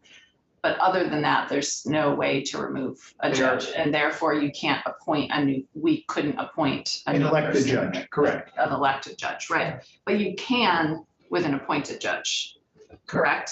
So if an appointed judge goes through and is suspended, you could remove that judge from office and then we could reappoint a new judge. Yeah, okay. Effectively, what could occur here is what actually did happen. Yeah. And that is you are left with a judicial vacancy that's not a vacancy. Right. And what we did was we provided coverage for the counties by having a probate judge from another county come up and preside in that county. At the point where the probate judge was suspended, when the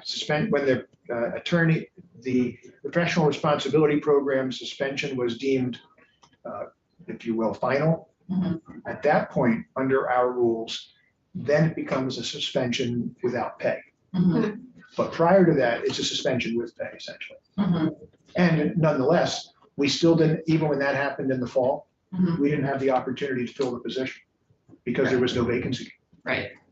So just to review, you would be supportive of us putting language in the or proposing language for the Constitution that would include requirements of office, duties, and a process for removal from office? That would seem to address the issues that have been raised Okay. by legislators and others. Okay, for both probate and assistant judges, and then, Well, probate, you already have the language for Right. the qualifications and holding of such office. And so Right, we already have done it. you already have, yeah, but as far as the question of duties, that's a little step different, but the question is whether or not that's implicit in what you've drafted. But if you want to put duties in there, that certainly makes it much clearer.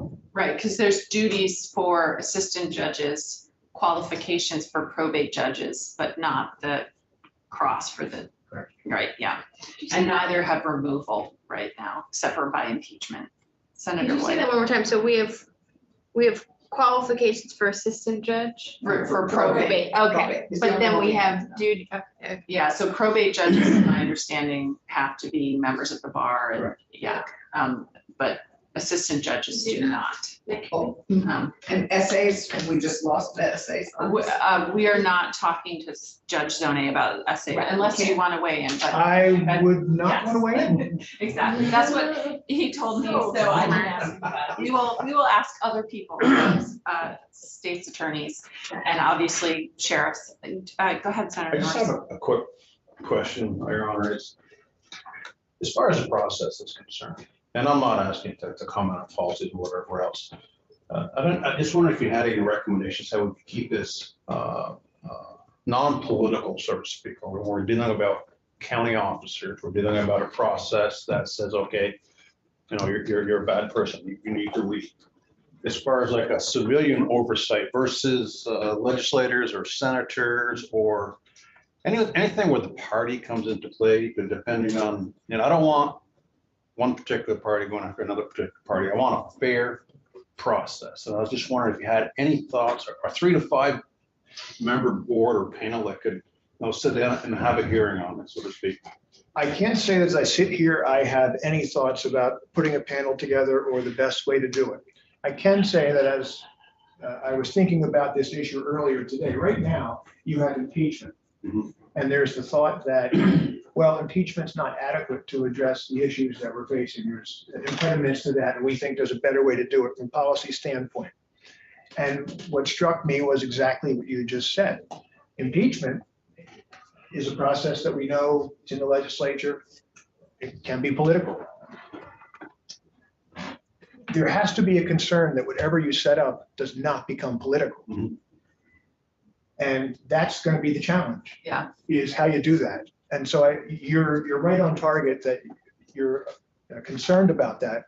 And I think that should be guiding the legislature. My advice would be, if you're going to set up a process that you're going to insulate as much as possible to keep the politics out of it. You don't want people going after each other. Removal should be for very serious matters. And the benefit of the removal, as opposed to going through the impeachment, as I understand the intent, is that you're looking for something that's not going to take the extended period of time that the impeachment would.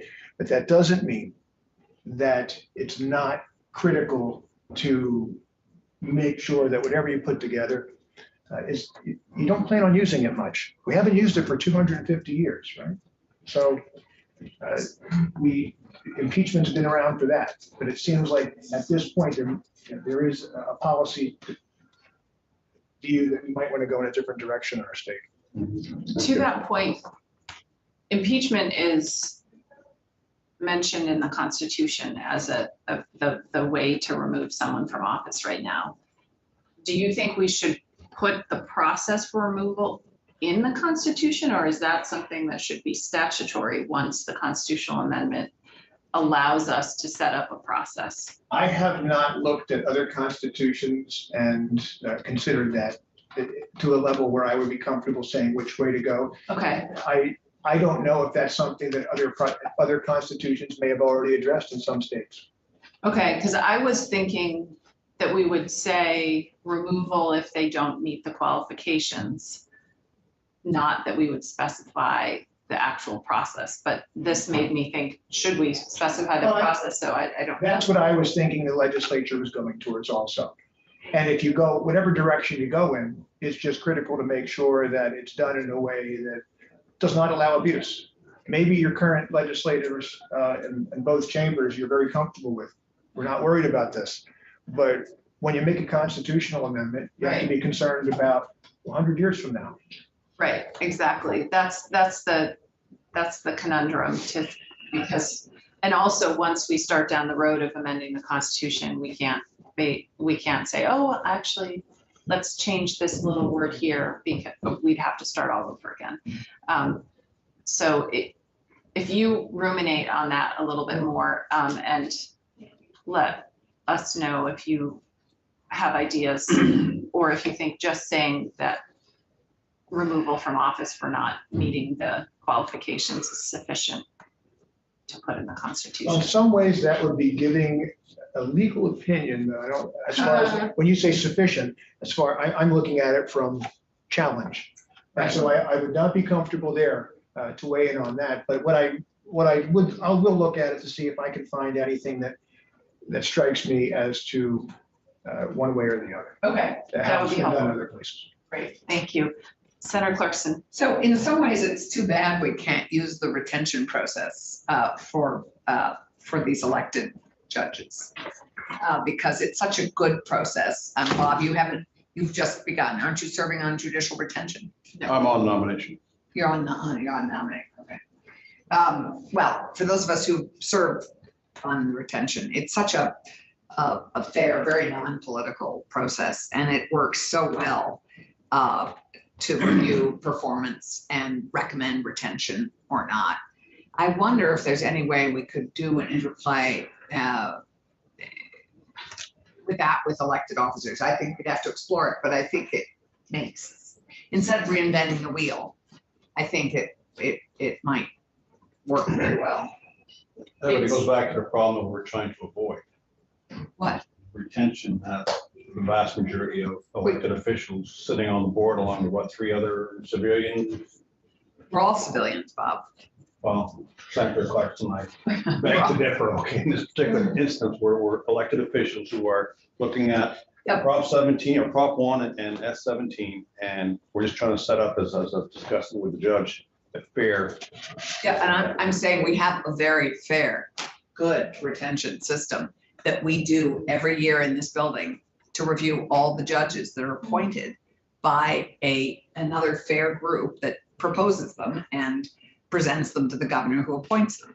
And anyway, it's a good system, and I wonder if we could figure out how to adapt it Well, the for. problem with that would be though, is that judges are appointed in connection, under the statutes, and the Constitution, which says you are subject to this process. Right. County officials are elected by the county voters. And so to have a system that says you elect them, but we can remove them, I think that would be. No, I agree. I'm saying it would be challenging, but if we're doing a constitutional amendment, we can put what we want in it.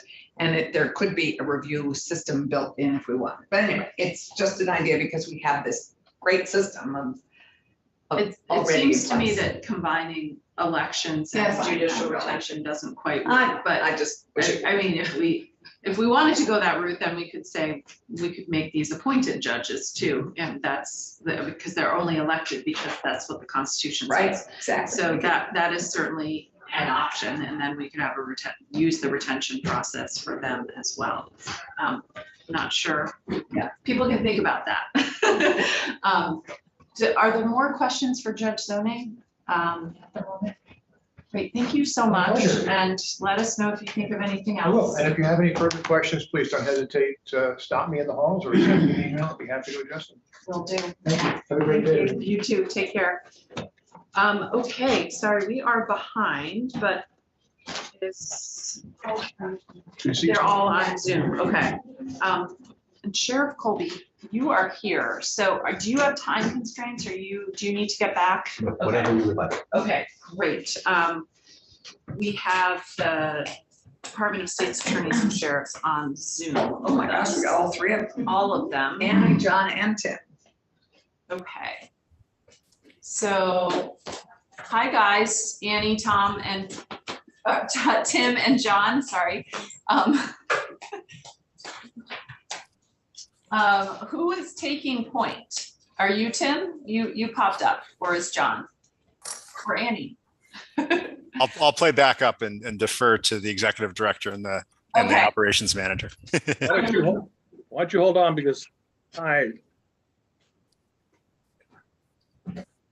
Are you okay? John, can you hear us? Okay, I so, was doing the live stream at the same time. I want to make sure that I'm disconnected from that. I don't know if you can okay, excellent. So we don't get the feedback craziness. I appreciate that.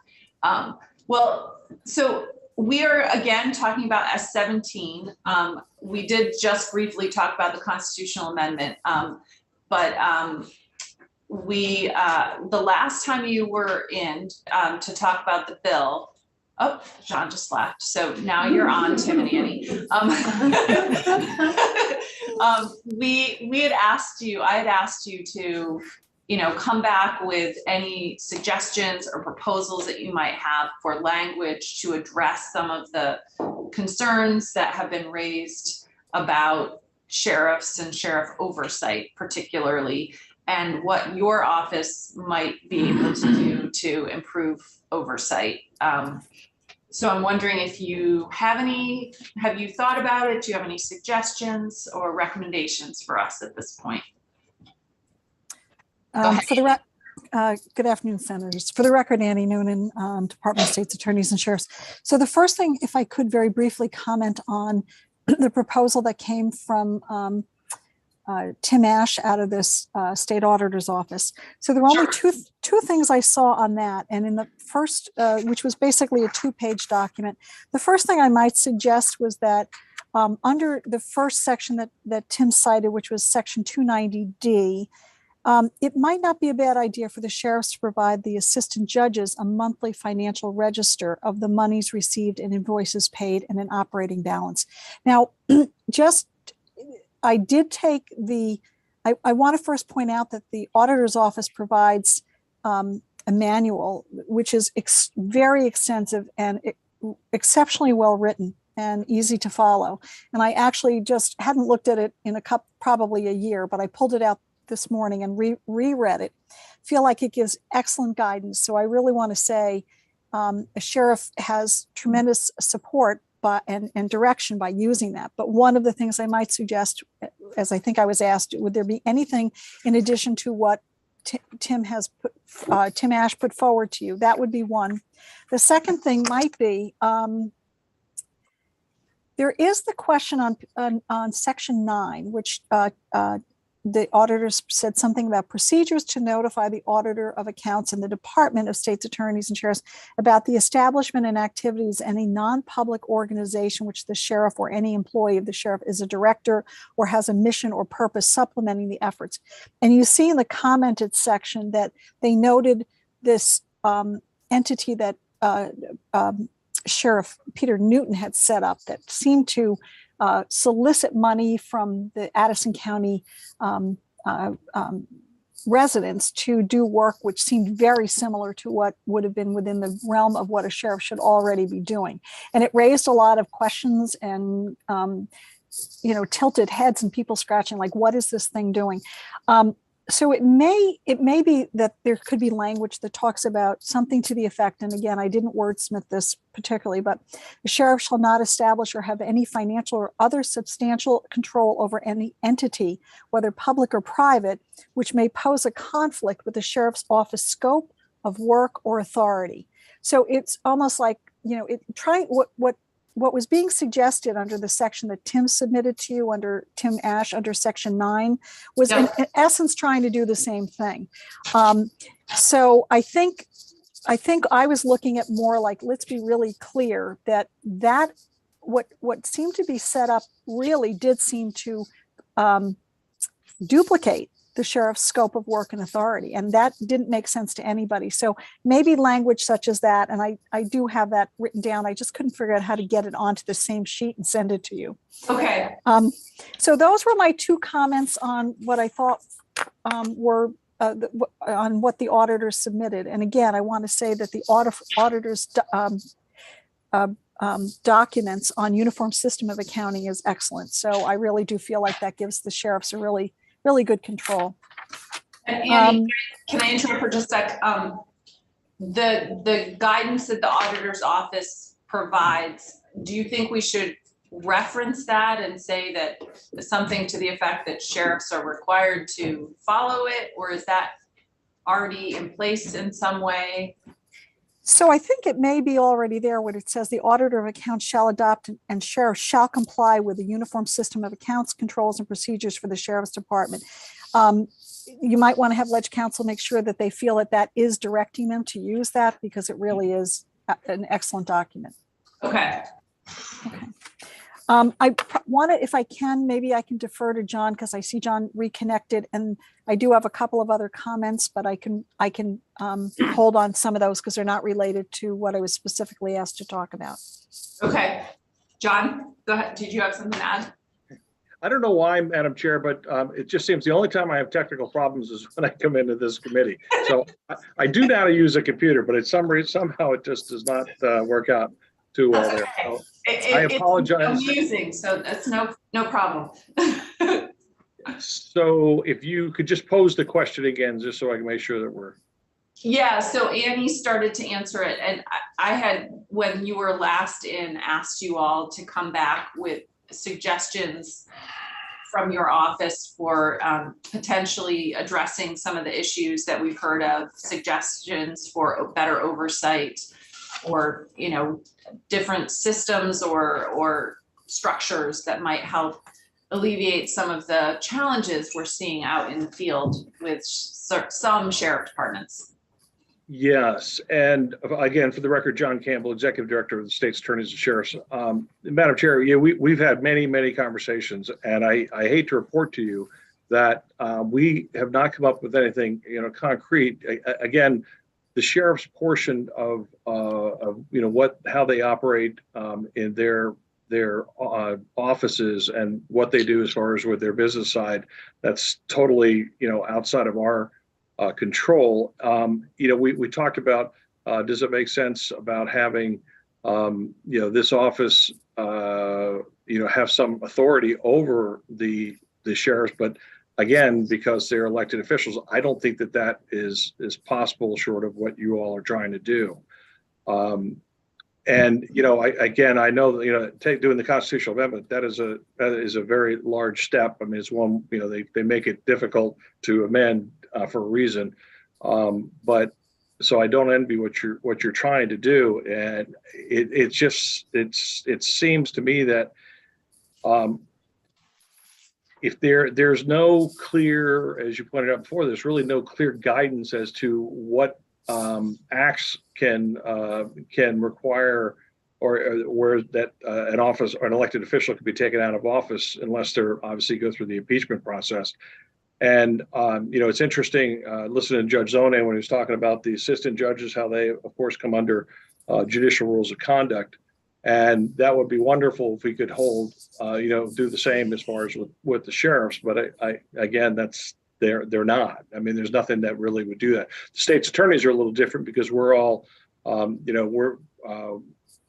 should say, and I think you're considering addressing this, that make sure that all state's attorneys are in fact licensed attorneys, which I think that should be a requirement. But we all are obviously guided by our professional regulation and professional ethics. So there are things that can hold, that can take or stop a state's attorney from practicing law. But again, as Judge Zone says, it may stop them from practicing law, but doesn't mean that they're going to be removed from office. Right. So even if you have some method to suspend somebody, while they're elected official, I still think you have to go through the process of impeachment. And I can't figure a way around it. So can I stop you for just a second? Sure. You skipped ahead on a topic, but that's fine. So I'm going to ask you, is your office taking a position on whether or not, or could you take a position? What do you think about including state's attorneys in the constitutional amendment? We've talked about the 2 types of judges. We've talked about sheriffs. What do you think about including SAs as well? I think if it was to require that they have or license with a Vermont license, I think that is I would recommend that. My concern would be is if and again, you don't have the language right now, but the language, let's just say if you use the same language that you're using for the sheriffs, I would be concerned a bit about the language where basically statutorily you can control how control how they're holding the office, and then do you take that a little bit further and say how they're running their office? Because what scares me is we don't have to look too far in the past, especially down to Florida, and we see what the governor did down there to one of the prosecutors who we thought was too liberal, and who had made a statement that he was not going to enforce any laws that would restrict a woman's right to choose. And he suspended that person. And in Florida, he was able to do that.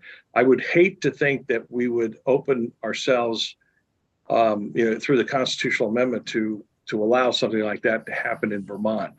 Mm-hmm. So there is a concern. And again, I'm not a constitutional scholar. I'll be the first person to tell you that con law was great, but I think I got a B in it. So it was not my area of expertise.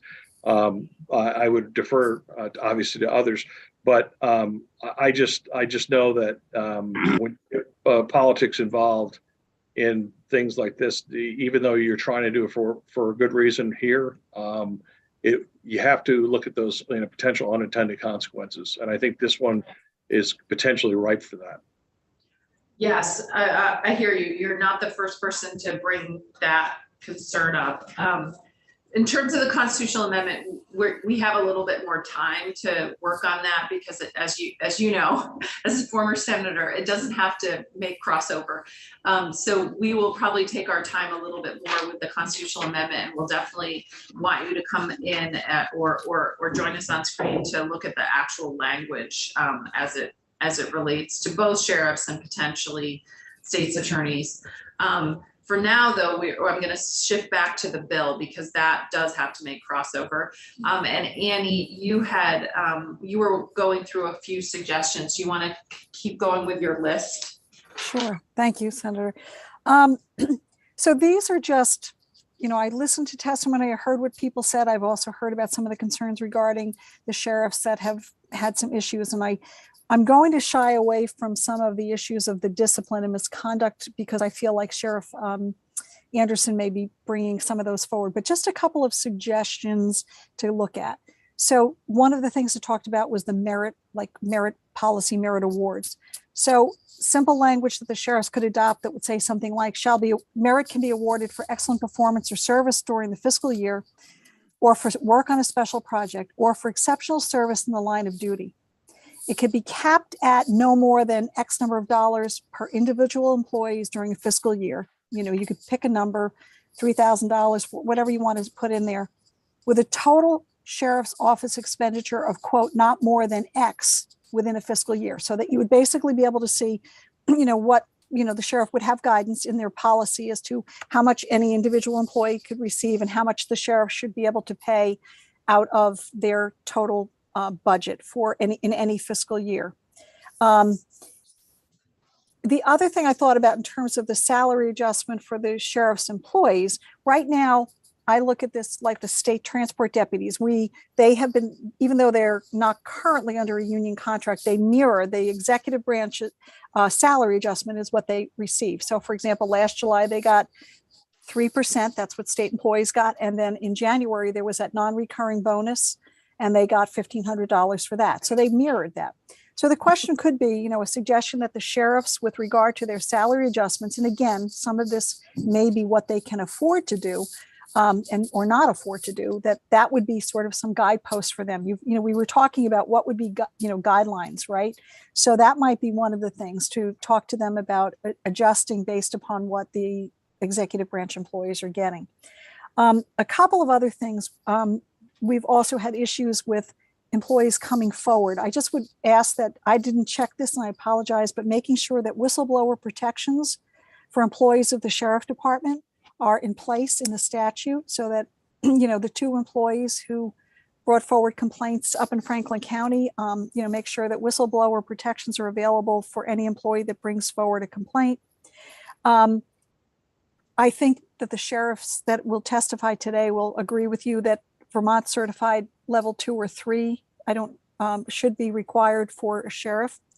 I also think there could be, I want to just talk a little bit about use of leave, because one of the other things that has come up is the issue of one of the sheriffs who was out of state a lot of that time. So I want to talk a little bit about what would it look like if you mirrored sort of a senior level person in state government who is in a leave accrual situation. Okay, so in that situation, and what they can accrue after lots of years of service would be basically in the range of like 20 days a year of annual leave. Okay, that's vacation time in state parlance, annual leave. All state holidays, state employees are all entitled to take the state holidays. Sick leave, which is basically unlimited as needed for the employee's own illness or illness in their immediate family. That would make some sense to me because there's sick leave for sick leave purposes. You could also basically require, or it should be suggested or required, calendar utilization to document time off. So if I'm taking a week as an elected official, it shows up that I'm gone that week. Those are just things that, would be normally you would think would be occurring in terms of elected or appointed officials. I want to say Doug Hoffer and I have talked about this, and not so much. You don't necessarily see people keeping accurate calendars with regard to work time versus off-duty time, right? And I'm not talking about somebody who leaves at 2 o'clock in the afternoon to get to a soccer game for their kid or something like that. I'm talking about people who are potentially not working or gone for long periods of time. That's something I just threw that out because I know it may help. I would also require mandatory public records training to sheriffs by the Secretary of State's office, a public records officer in each department. In-house training of both by the state's attorneys and the Vermont Criminal Justice Training Council. And I guess you could talk about, again, contractual fees. You've heard me on the 5%. And what I have explained that, a lot of the sheriffs use that for really appropriate and good and necessary purposes. So I know that I think Sheriff Anderson and Marcoux may speak to that, so I won't. But I do want to keep saying that there is lots of time that money is really used to support the appropriate and necessary functioning and equipment and cars and things like that. I just want to keep saying that. So those are just some ideas. I'm happy to, send those over to the committee with, just a brief bullet point. I think you've probably understood what I've said. And it's not very complicated, but I'm happy to do that. Yeah, that would be really helpful, Annie. These suggestions are great. I don't think, unfortunately, we can require the certification, the law enforcement certification, because that would be a requirement of the job, which is not permitted under Constitution. Right. So hence the sort of catch-22 we're in. But some of the other things, I will make sure we will talk with our legislative counsel, because I think some of the other ones we might, because they're more procedural, we might be able to require them. Is there policy manual or anything that you have that covers sheriffs? So the sheriffs themselves, for running their own departments, most of them do have policy manuals. I think that that's one of the things that the auditor's direction tells them to establish policy manuals. So for purposes, I do believe most of the sheriffs have policies in place that address all sorts of issues. So it may be that the sheriffs will have some opportunity to work together to review and implement best practices and best policies. And do you think that that is something that could be done at the state level so that they all have similar policies? Great at board.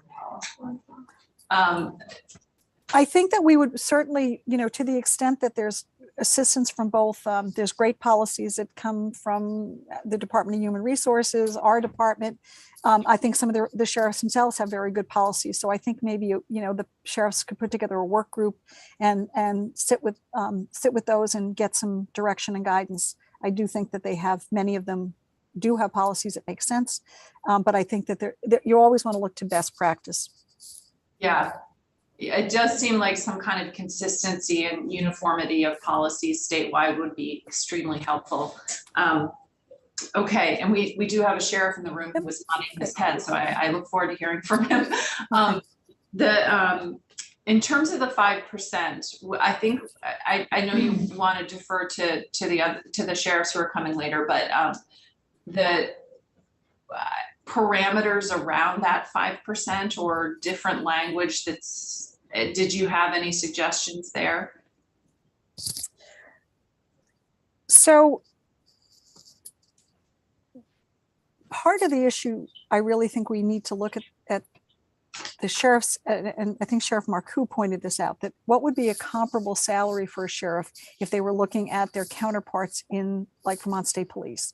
Mm-hmm. So there is that, and then what would a sheriff be able to also add to from the 5% for their own compensation, and thinking about some of that would be for retirement purposes for themselves, or so I think that you'd have to really take a look at how, in what way could it be used for bonuses, in what way could it be used for salary adjustments, in what way could it be used for equipment, cars, and you might just want to work with the sheriffs to figure out what that would look like for them. I think those are really the ways that the sheriffs are using it. I mean, I think that when you listen to the sheriffs around the state, you'll see that many of them, and are using it appropriately to put it right back into their operational needs. And so I do think I'd like to kind of, I'm sorry, Senator, I'd like to kind of defer that one to the sheriffs who are going to testify later today. But I think that what I've been trying to say is that there's many times when the sheriffs are using that money quite appropriately, and supporting the operations and supporting government. And, I want to just point out the cars that are used by the transport program, the state transport program. Those cars are purchased by the sheriffs. We don't give them anything but mileage. Yeah. Okay, fair enough. We will wait to hear from them and think about what we might be able to do or not do in that area. Senator Clarkson, do you? Yeah, I'm just puzzled, Annie, why your office, how your office oversees the administration and management of the state's attorneys, who are just as equally constitutional officers as sheriffs. And yet the sheriff's administration and management isn't managed by you. How did that evolve? And so why? I think, thank you, Senator, it's a good question. And I think the difference is the state's attorneys don't take in any money, outside money. It's, what I'm saying? So all of the money that operates the state's attorney's offices, there's no county money, there's no local money, it's all state. It's either state general fund, or on occasion, there could be some federal money to pay. The sheriffs, that weird construct of their offices that puts them in the position of, the public money that comes in from the state or from the county, and then requiring them to go chase, contracts in order to support their departments. It's just that strange thing. So with the state's attorneys, so what can, John will be able to say this, but what we are able to do is we control the salaries. benefits are set by this, we're in the state benefit system. So it's the health insurance is what it costs. Retirement is what it costs. There's really, we don't have any flexibility in that. But what we do have, we have appropriate, our budget includes things like expert witnesses and some equipment and things like that, operational things. So to the extent that we're able to, I don't want to use the word control, but we're funding each of the state's attorney's offices with staff and equipment and transcripts and expert witnesses.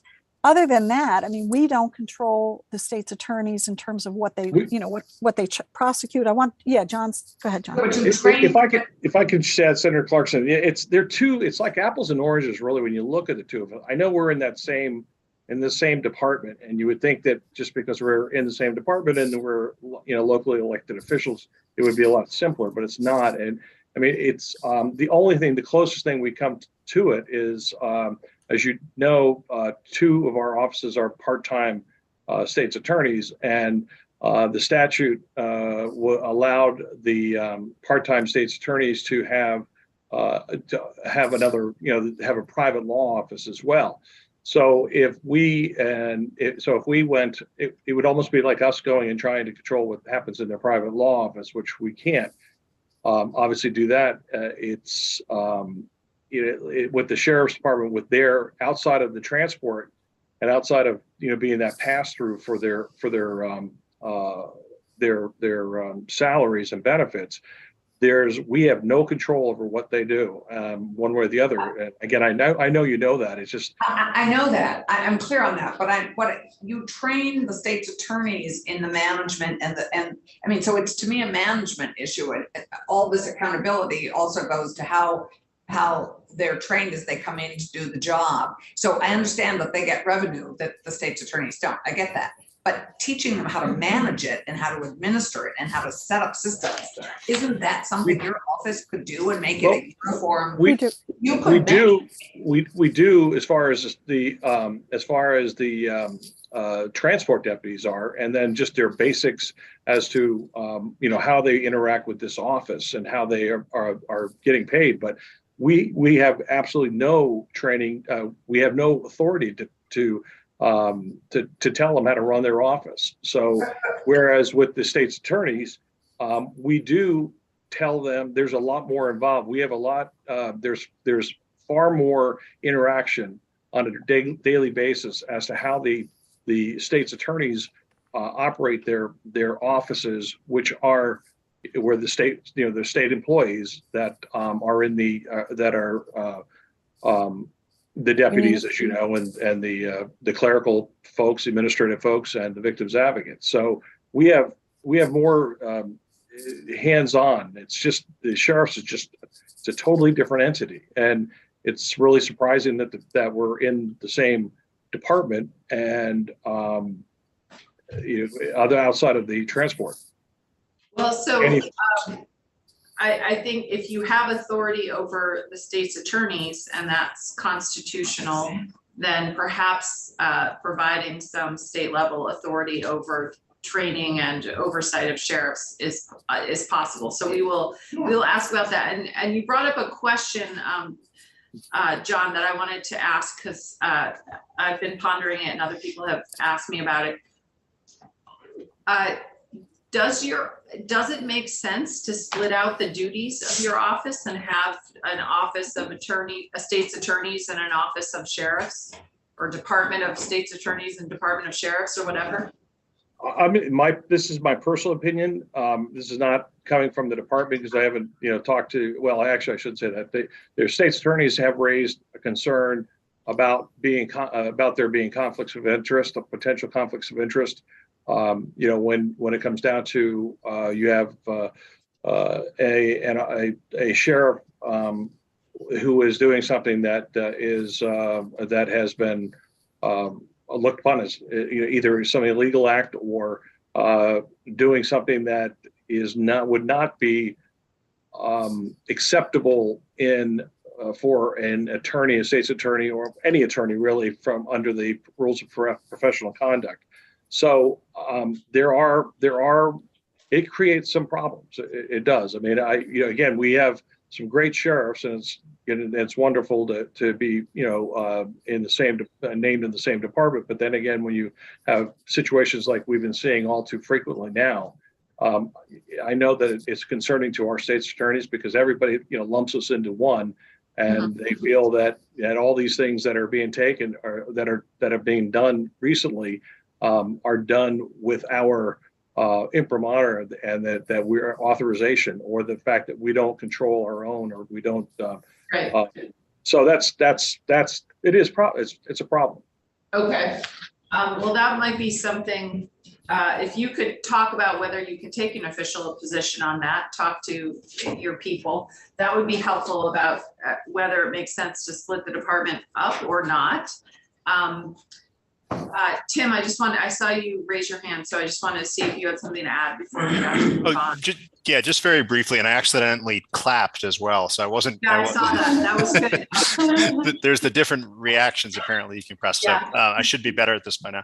No, I was just going to say I actually did a survey of every mention of state's attorneys in Vermont statute. It doesn't include the word the state or the phrase the state or prosecutor. So it's probably slightly under inclusive, but I'll send to you and the committee assistant, Olivia, the survey that I did in our statute, because I think what it also does is it shows kind of all of the duties that state's attorneys do captured in statute, which is helpful, I think, for anybody that's looking at these types of issues. And the other one that I think has been discussed, and I know your legislative council has also discussed it, is the democratic side to this. So the voters of a county electing a state's attorney, John mentioned it, but, enacting certain policies, we can give advice and provided support. And myself and Evan Meenan and John are actually getting sworn in different counties to provide assistance because we are attorneys, but we are not sworn law enforcement officers. And so that's one of the other kind of interesting things, right? Like we have some attorneys in our central office that provide some assistance and some help on cases individually. And Evan Meenan does our appeals at the Supreme Court. But in terms of the voters making their local choices, John and Annie and myself and Evan provide support, but it's those, obviously the voters of their respective counties adorning that power on their county constitutional officers with respect to state's attorneys and sheriffs and the like. And so I think there's occasionally, sometimes I would call an evolution of policies that sometimes come out. State's attorney does this and it kind of spreads to another county. And sometimes our office is helpful because we can be the point person for sending things along. But I just wanted to note that almost as a comical point, the Attorney General's office has the power to do anything that any of the state's attorneys can do, but we are mentioned through like 12 different titles and all over the place. And so it's actually quite a task to figure out the full breadth of what state's attorneys do. But I've tried to do it just with some limited search terms, and I'll send along to you just as a reference. That would be great. And Annie, please send along your suggestions. They were very helpful. Obviously this is to be continued, but we are going to start moving along with trying to get edits to the bill and really start looking at the language more in depth. So we would love for your feedback once we start doing that. And Annie, your stuff, I think we would love to incorporate some of it, at least, if not all of it. So thank you very much. We're going to have to move on, unfortunately. Have a great afternoon, and we'll see you again soon. Thank you very much. Thank you, Madam Chair. Bye. Sheriff Colby, thank you for your patience. I'm sorry for the delay. We obviously have a lot to talk about. It's been interesting watching your reaction to some of the testimony. You've heard us introduce ourselves a few times, so I'm just going to turn it over to you. You had reached out and said you wanted to talk with us, so take it away and introduce yourself. Good afternoon, Senators. My name is Trevor Colby. I'm the Essex County Sheriff.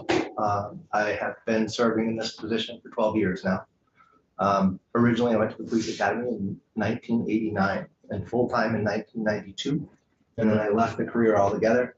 I went off to college. I got degrees in psychology, education, a master's degree in administration, and went off to Alaska. I was a vice president of a hospital and then a CEO of the hospital. I ran Northeast Kingdom Community Action for 3.5 years in the interim. But I grew up local.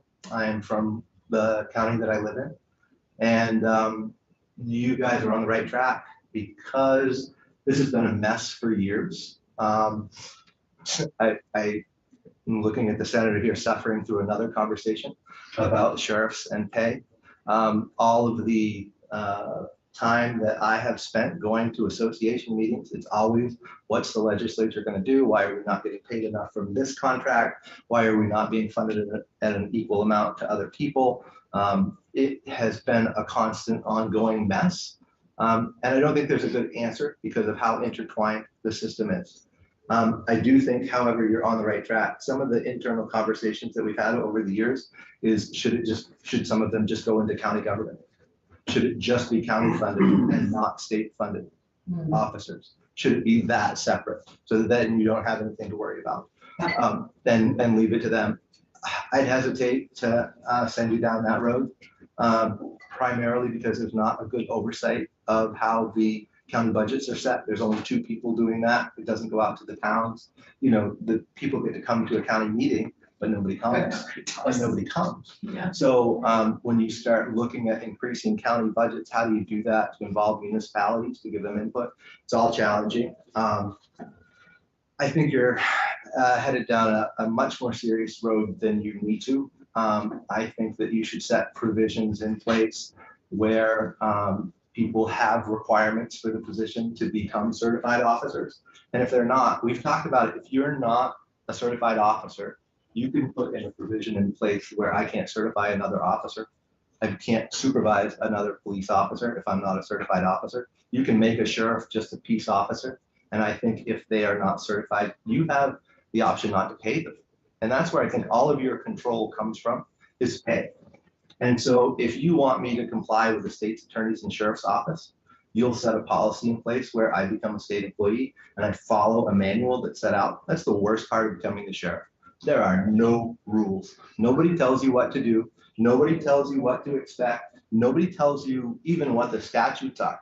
There is no policy manual. And the reason when you ask, Yeah, I mean, then why aren't they providing that as the it's state's not attorney? their job because it's not in statute. So when you go in and you look at the executive directors by statute, it says they will supervise basically the transport budget. It doesn't talk about supervising the sheriffs or setting in place policy or doing any of those things. And quite frankly, a lot of the sheriffs would be reactive to that. A lot of the sheriffs would be reactive to having policy set by the state because it's challenging. I'm reactive to having policy set by the state because I feel a lack of input. So a lot of times policy set by the state impacts me in ways that you don't even think about. So when I became sheriff, I literally dug a trench from the sheriff's office to the court so that I could have high-speed internet, so that I could start reporting our cases online. That's how out of balance the system is. So when you look at the 5% and the way the 5% is set up, I actually created a sheet for you to consider, but part of what you really need to consider is why the 5% was there in the first place. I don't think the 5% is necessarily a good idea if you have another way to set up the system. If you're going to leave it under county government, then leave it under county government. I had 6. Did I give it a good? Is it, so are these complete? There's 4 packages? pages, complete These are package. complete packages. Yes. Correct. Oh, I gave you. Oh, sorry, here you go. I'm so There you go. sorry. Yeah. I have page Sorry. 2. I have 3 and 4. They're not stapled, but they're 4 pages. Okay. So part of the ongoing debate has really been the equity in the state system, one of which is retirement system for state police versus sheriff. That's always been an ongoing conversation. The ability to apply overtime to retirement has been an ongoing debate. And I think at some point you just have to decide what you're going to do.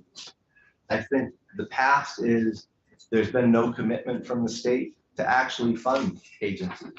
And I think we're unique enough that throughout the state, there isn't I have one more copy. If you need it. Okay. Yeah. And this one. So I do think that the greatest challenge is going to be whether or not you try to put everybody under one roof. The proposals that I set out for you really look at how you create a blended system and leave it a blended system, but make it more equitable. As far as the issues you're seeing right now, one of my suggestions in here is you should be paying us on an hourly basis, and we should submit time cards to the state's attorneys and sheriffs, period. Then you have control over when I'm in office and when I'm out of office and where I am. The other part that's so confusing right now is the statute that says I can take, so there's only two ways that I can be funded. I can get my salary, right? Or I can take let me correct that. 3 ways that I get funded.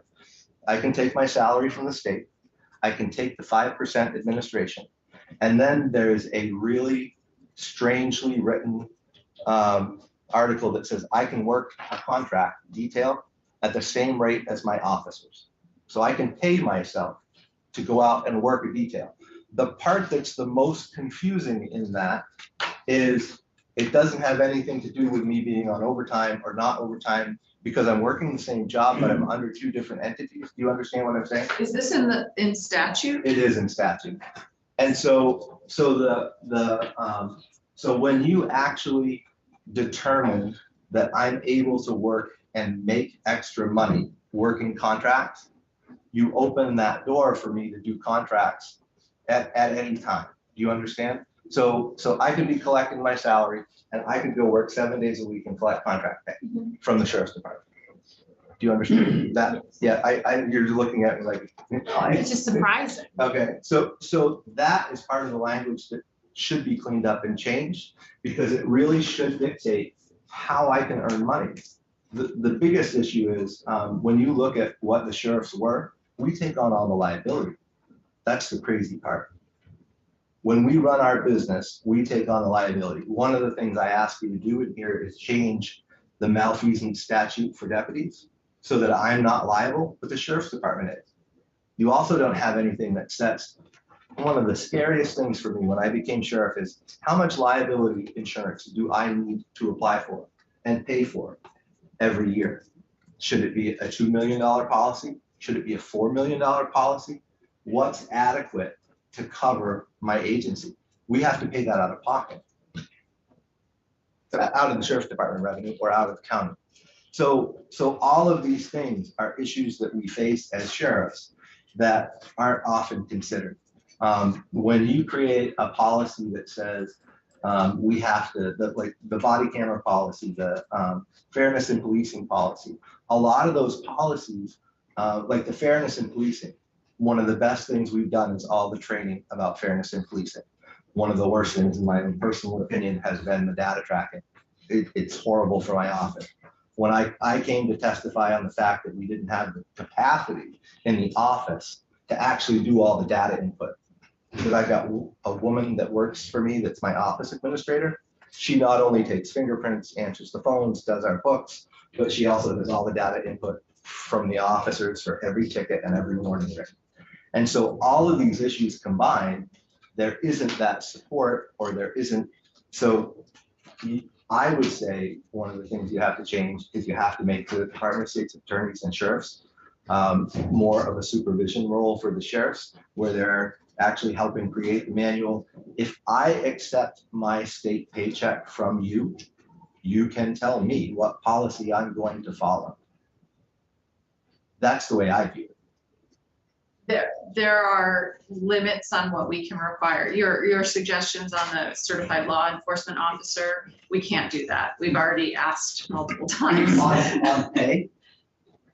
We can withhold pay, but then we can't remove a sheriff from office. Right. So you're still a sheriff. I don't think you should do that. I think that's overstep. I think that the way you control it is you control it by stopping and not to be not to offend any of you or sound inappropriate. I don't know why senators and representatives aren't on the same list. If you're looking at a way to bypass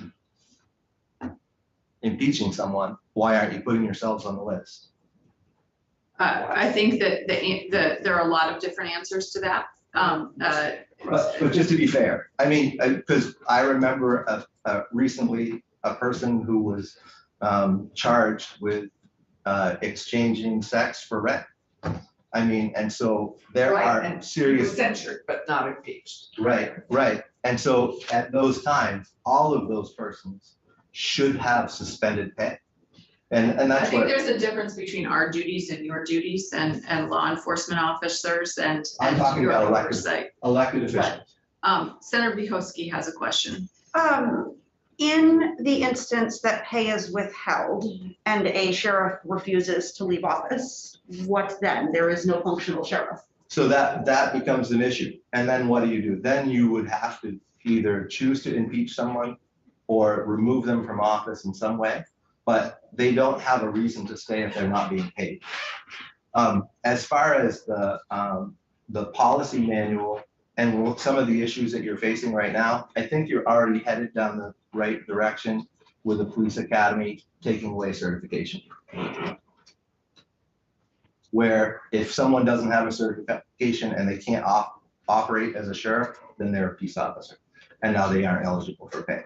The other part of where we sit right now, I think that when you get your report from the auditor's office and you see that a sheriff has paid themselves, that is not one of the ways that I told you is legal for a sheriff to receive pay.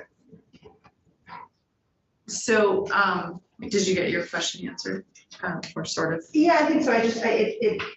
My understanding is the last time we've successfully impeached someone is in like the 1700s. So Yeah. clearly that system is perhaps not the way to go. And I would agree with Senator Hardy that as, senators and representatives, I can't arrest someone, I can't send someone to prison. And we're not only looking at sheriffs, we're looking at sort of all of those folks that have that capacity. So does feel different. Yeah, and I think, anyway, we're not here to debate that at the moment, but so one provision in the bill that I wanted to ask you about that's there right now, and we've discussed a little bit, is there's a report that is requested from the Secretary of State's and the Office of State's Attorney or Department of State's Attorneys and Sheriffs about the number of sheriffs in their districts. And I'm asking you because you're in the smallest county, or at least smallest by population. Do you think every county needs a sheriff? Absolutely. I think the part that you may not understand, so I sign on every day with the state police. They dispatch for us. I respond to calls. I take cases. I go out regularly. And so this is my uniform of the day every day. I'm out in a cruiser and I'm taking calls because our county requires it, because there's nobody out there.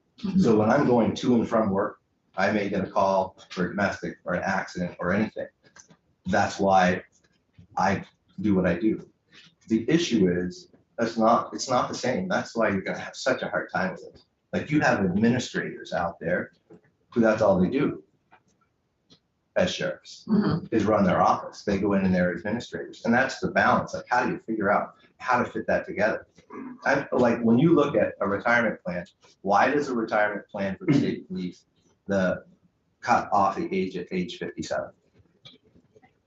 When you've got municipal chiefs that are older than that, when you've got sheriffs that are older than that, does that make sense or not? Why is that in there?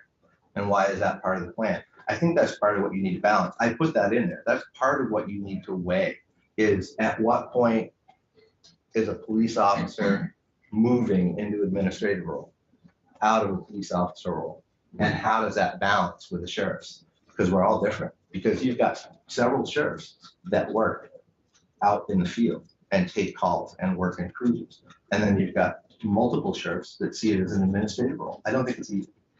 Yeah, it's clear that there are varying levels of sheriff activity. We have time for one more question, and then we have other witnesses who are waiting on Zoom for us, and we're behind, so. So just give us a picture, because I think you are the smallest sheriff's department. How many deputies do you have? So right now, I think I've got 9. The trouble is, I just had towns double my contracts. So I went from 100 hours of patrol contract time to 250 hours for next year. So towns are relying on you. How many, and then my next question is, how many of your towns have municipal police departments? 0. Correct. Newport doesn't have? I'm not Newport. Oh, Newport. I'm Canaan, Brighton, Island Pond, all the way down through Lunenburg, Concord. Yeah, very remote. Got it. So you don't have one municipal police allowed. So we get, And that's right. My other question is, how many of your towns contract with the state police? None. So your towns in a very, I think you may be the only county, rely totally on the sheriff's department for primary law enforcement. the issue is, yes, I'll say yes. However, we have such poverty that none of the towns provide like a full-time contract. So I really view the state police as primary and we're their backup, but we are like we do cover the town. So, and with your contracts, I'm just trying to hone in on the character of your department and what your county is asking for. Your contracts are not just speeding contracts, your contracts are all law enforcement. We do investigation, so I Okay, won't, but I mean, yeah, I live in Windsor County, so it's a little different. right, no, we are it. So we put close to 50% of the cases through the court as the same, as the state police. So we're about 50-50 And state police do your on dispatching? felonies, yes. That's another thing Yes, we're working yeah. on. So we are unique. The one thing You about us. are, you're very unusual. Well, the other thing that makes us unique is the state police, that we've had a contract, the legislature approved it years ago, where we get money from public safety for doing what the state police would otherwise do. Oh, right, yeah. So when I've got an officer on duty, they'll respond to a town where we don't have contracts. So we cover the whole county. Mhm. So if we're on duty, we'll go wherever the issue is, the incident. All right, Sheriff Sorry. Colby, Yeah. no, you're fine. Thank you so much for joining us and for coming in person. Could you email this to Olivia so we can put Yes. it up on our website? Yes. And if you have, specific, well, it sounds like you've gotten pretty specific in this, so I really appreciate you reaching out and your time today, and thank you for your patience. Thank you, no problem. tonight. Yeah, thank Have a you. good day. You too. Thanks a lot. Thanks for your work out there. Really appreciate your work. Thank you. All right, we have Sheriff Anderson and Marku on Zoom with us. Hey, Tim, how are you? We are behind, of course, so we might not get to you, but if you have the time, if you could hang out and I'll chat with you before you leave. Thank you. Hi, Mark and Roger. Hello. Good afternoon. Good to see you guys. You probably have been following a little bit. So you, Sheriff Marku, you were going to send me a proposal and I don't think I got it. So what we've done, Senator Hardy, is Sheriff Anderson and I have combined our proposals. So the one that he sent, I believe yesterday, is the combination of our thoughts. It's on our website. Ah, okay. Did you just send it to Olivia? That was sent Friday, Senator. Aha, I did not see it. So, okay. It is on our website. Why don't you, we only have about 10 minutes. So if one of you could just walk us through it, high level, that would be great. Can I share my screen, Senator? Yeah, yes, you can. Olivia's gonna, Whoops. I might have just done something to the recording. The button moved when I tried to share it. that's okay. We got Olivia's got.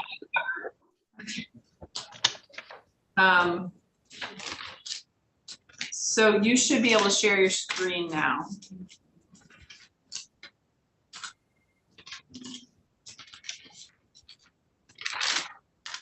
All right, can you see my screen? Yes. So I felt it was appropriate as we talk about funding, and I know you just heard testimony from Sheriff Colby, and I think to Senator Clarkson's question of why does the Department of State's attorneys and sheriffs have oversight over the state's attorneys, but not necessarily over sheriffs. The intertwined nature of sheriff's office's funding is in part the answer.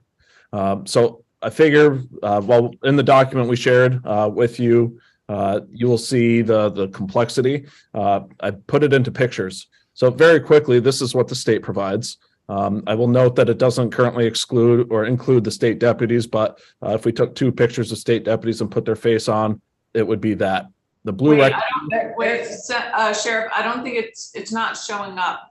They're just blue squares. So to be very clear, right here is what would be what the state is, and that's my face. Oh, I see. Oh, clever. Okay, keep going. The county pays for this.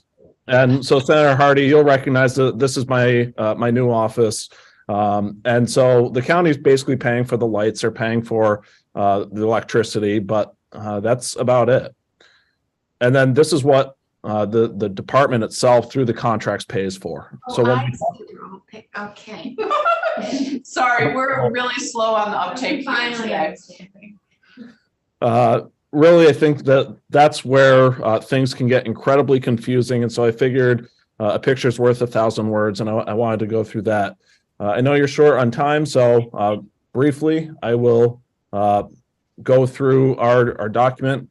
We formulated, based on conversations with the committee, 3 problem statements. One statement being the community doesn't feel safe when a person in an elected position, such as a sheriff, has committed a crime against the victim or the department.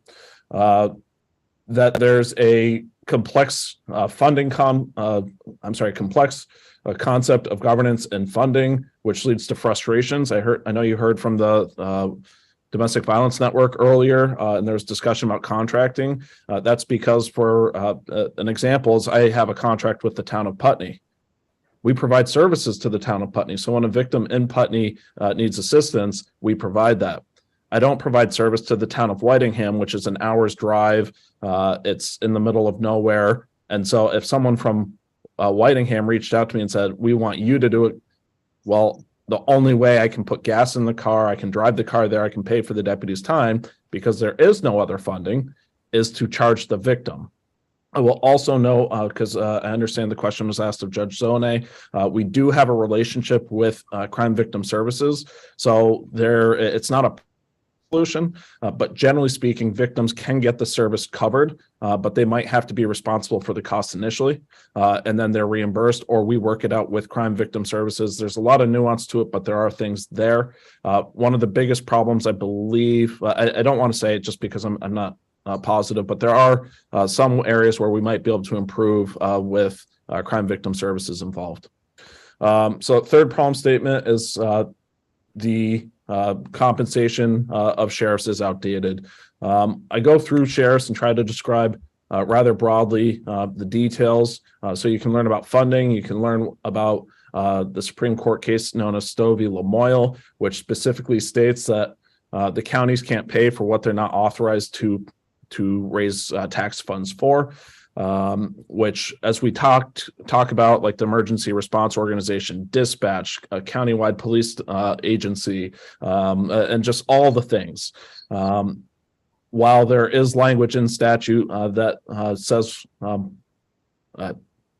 what the county can do, it's actually pretty exclusive of what the county's capable of paying for. And so we also list out generally what the county does not pay for.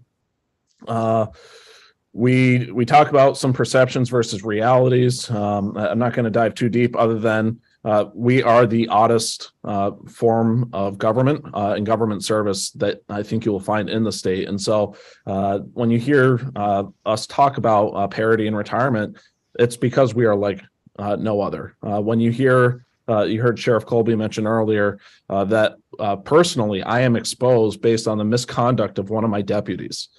That's not true of any other law enforcement officer in the state, and it's unique to sheriffs. So we dive into the specific problem statements, and basically I'm going to skip over the discussion leading up to the solutions. One is that we are encouraging an improvement of the impeachment process, because it's been 200 some odd years since the last successful impeachment. Not to say that the legislature needs to be the solution for these types of issues every single time, But certainly when it does come up, and not just for sheriffs, but also if it were a senator or were a state's attorney or some other official, impeachment process needs to be functional to work. One of the areas that was discussed by John Campbell was around the Department of State's attorneys and sheriffs, and if that's the appropriate name. What I like to formulate it when I explain what the Department of State's attorneys is, state's attorneys and sheriffs is to say it's really the Department of County Government. That's what it does. Its purpose was to be able to come before the legislature to testify to budgets. So if we had the Department of County Government, so be it. I think it solves the perception issue that was mentioned by the state's attorneys. I don't know if they agree with that position. I'm not sure my association necessarily agrees with it, but one of the issues that we don't have is really the depth, the resources for developing sheriff's policies and manuals. This has been frequently identified, and it's because the purpose of the Department of State's attorneys and sheriffs is to facilitate our budget with the state as opposed to facilitate these professional functions. We don't have that. So one of our requests is to create within what we're currently calling the Department of State's attorneys and sheriffs, a deputy director of sheriffs who can help provide that oversight. Frequently, in fact, I'm not sure of a single time that the executive director has not been an attorney. And not to say a criticism of an attorney, but we do different things. So having someone with the understanding of what a law enforcement leader needs and really the uniqueness of a sheriff's office is a critical thing. And then we submit, and I'm going to let Roger speak to this. We submit that they should oversee what's called the Sheriff's Oversight Commission, which we briefly to state, it oversees a similar organization that currently exists in state government, and we're already required to have for the purpose of our internal affairs program. I'm going to skip over that. We do talk about possible methods that using current existing statute, we can suspend a sheriff's duties. It's not removal from office. I know that has been already identified, but I guess what I want to say to this is, while we've been told, and not to say we disagree, we've been told that some of these solutions may be unconstitutional. It also raises the concern that all of these solutions are also based off of currently existing statute. And so if the answer is that it is in fact unconstitutional, we might actually have to be looking at some of the existing statutes to repeal. Not to say that's where I want this discussion to go, but I'm going to flag it since it has come up as a landmark on the discussion of how do we create meaningful reforms. We also suggest the opportunity for the Sheriff's Association or separately the director of the Department of State's attorneys and sheriffs to suspend the pay of a sheriff if they fall into these circumstances. The reason for that is because we're frequently asked, why aren't the sheriffs taking a public position on fill in the incident? And there's a bit of a difficulty in how we take a public position, but also provide the professional support to an agency. A question was raised during the committee discussion earlier. What happens when the sheriff isn't there? It's the Sheriff's Association that brings in the depths of other sheriffs, office managers, the professional and knowledgeable resource to surround a sheriff's office where the sheriff is not there. We did that in the case of Addison County, and that's actually how I met Senator Hardy. We've done that in many other cases. Sheriff Marcoux could talk about the instance with a former sheriff from Windham County who fell from grace. And he and other sheriffs came to help prop up my department when I was a brand new deputy. Moving to problem statement number 2, solutions that we really what we're saying is let's double down on resources that are provided and try to encourage that. Problem statement number 3 on compensation.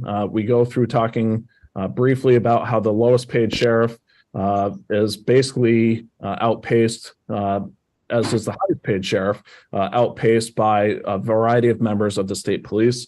And so some of the solutions that we provide is let's put guardrails on how the 5% works, saying that it's capped at the prevailing rate of I'll say the colonel, we can have discussion about that, but the reason I say the colonel is because the reality of it is that the colonel is really the only agency head for the state police. They hold this, or the colonel holds the same responsibility, liability, exposure to professional regulation for actions within our department versus other members at lower levels of the department.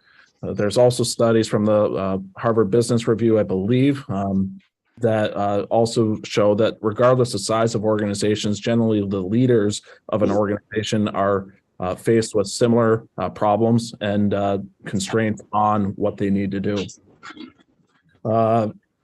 Just for the sake of time, I'm going to say that there's other ways that we can do this.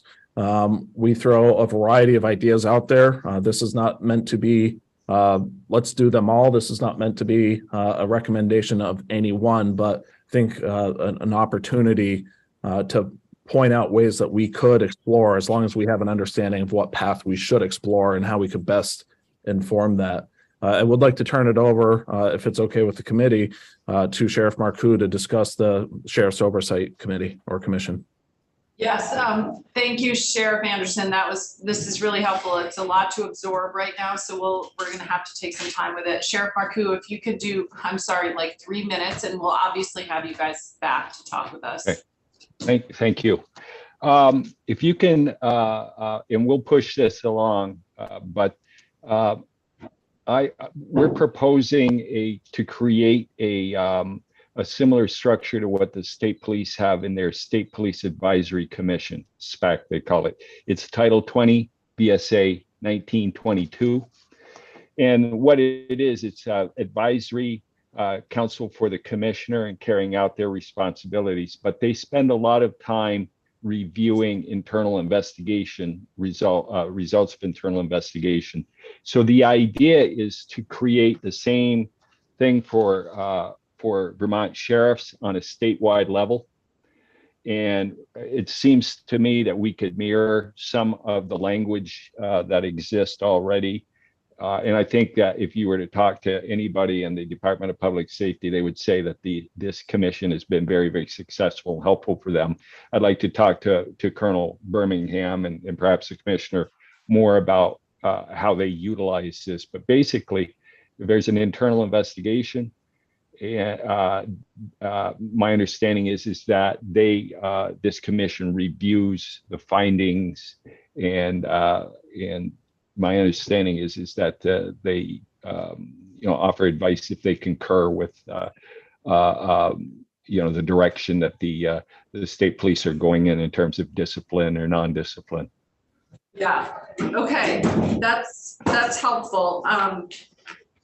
We will obviously come back to this bill. We'll have you guys more at the top of our list next time, I think. And this is helpful. I wish I'd seen it before the meeting.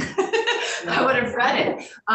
But thank you so much for your time. Sorry that you didn't get as much time as we had hoped. But next time we'll have you back. And thanks for participating with us in this project, and we'll see you guys again soon. Yeah, and for this good work.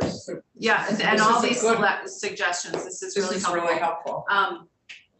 We probably won't get back to the bill till next week, but we're gonna be in crunch mode of trying to really get some things hammered out next time. So thank you both. Thank you. Bye-bye. Bye. Thank you. Take care. Okay, we can go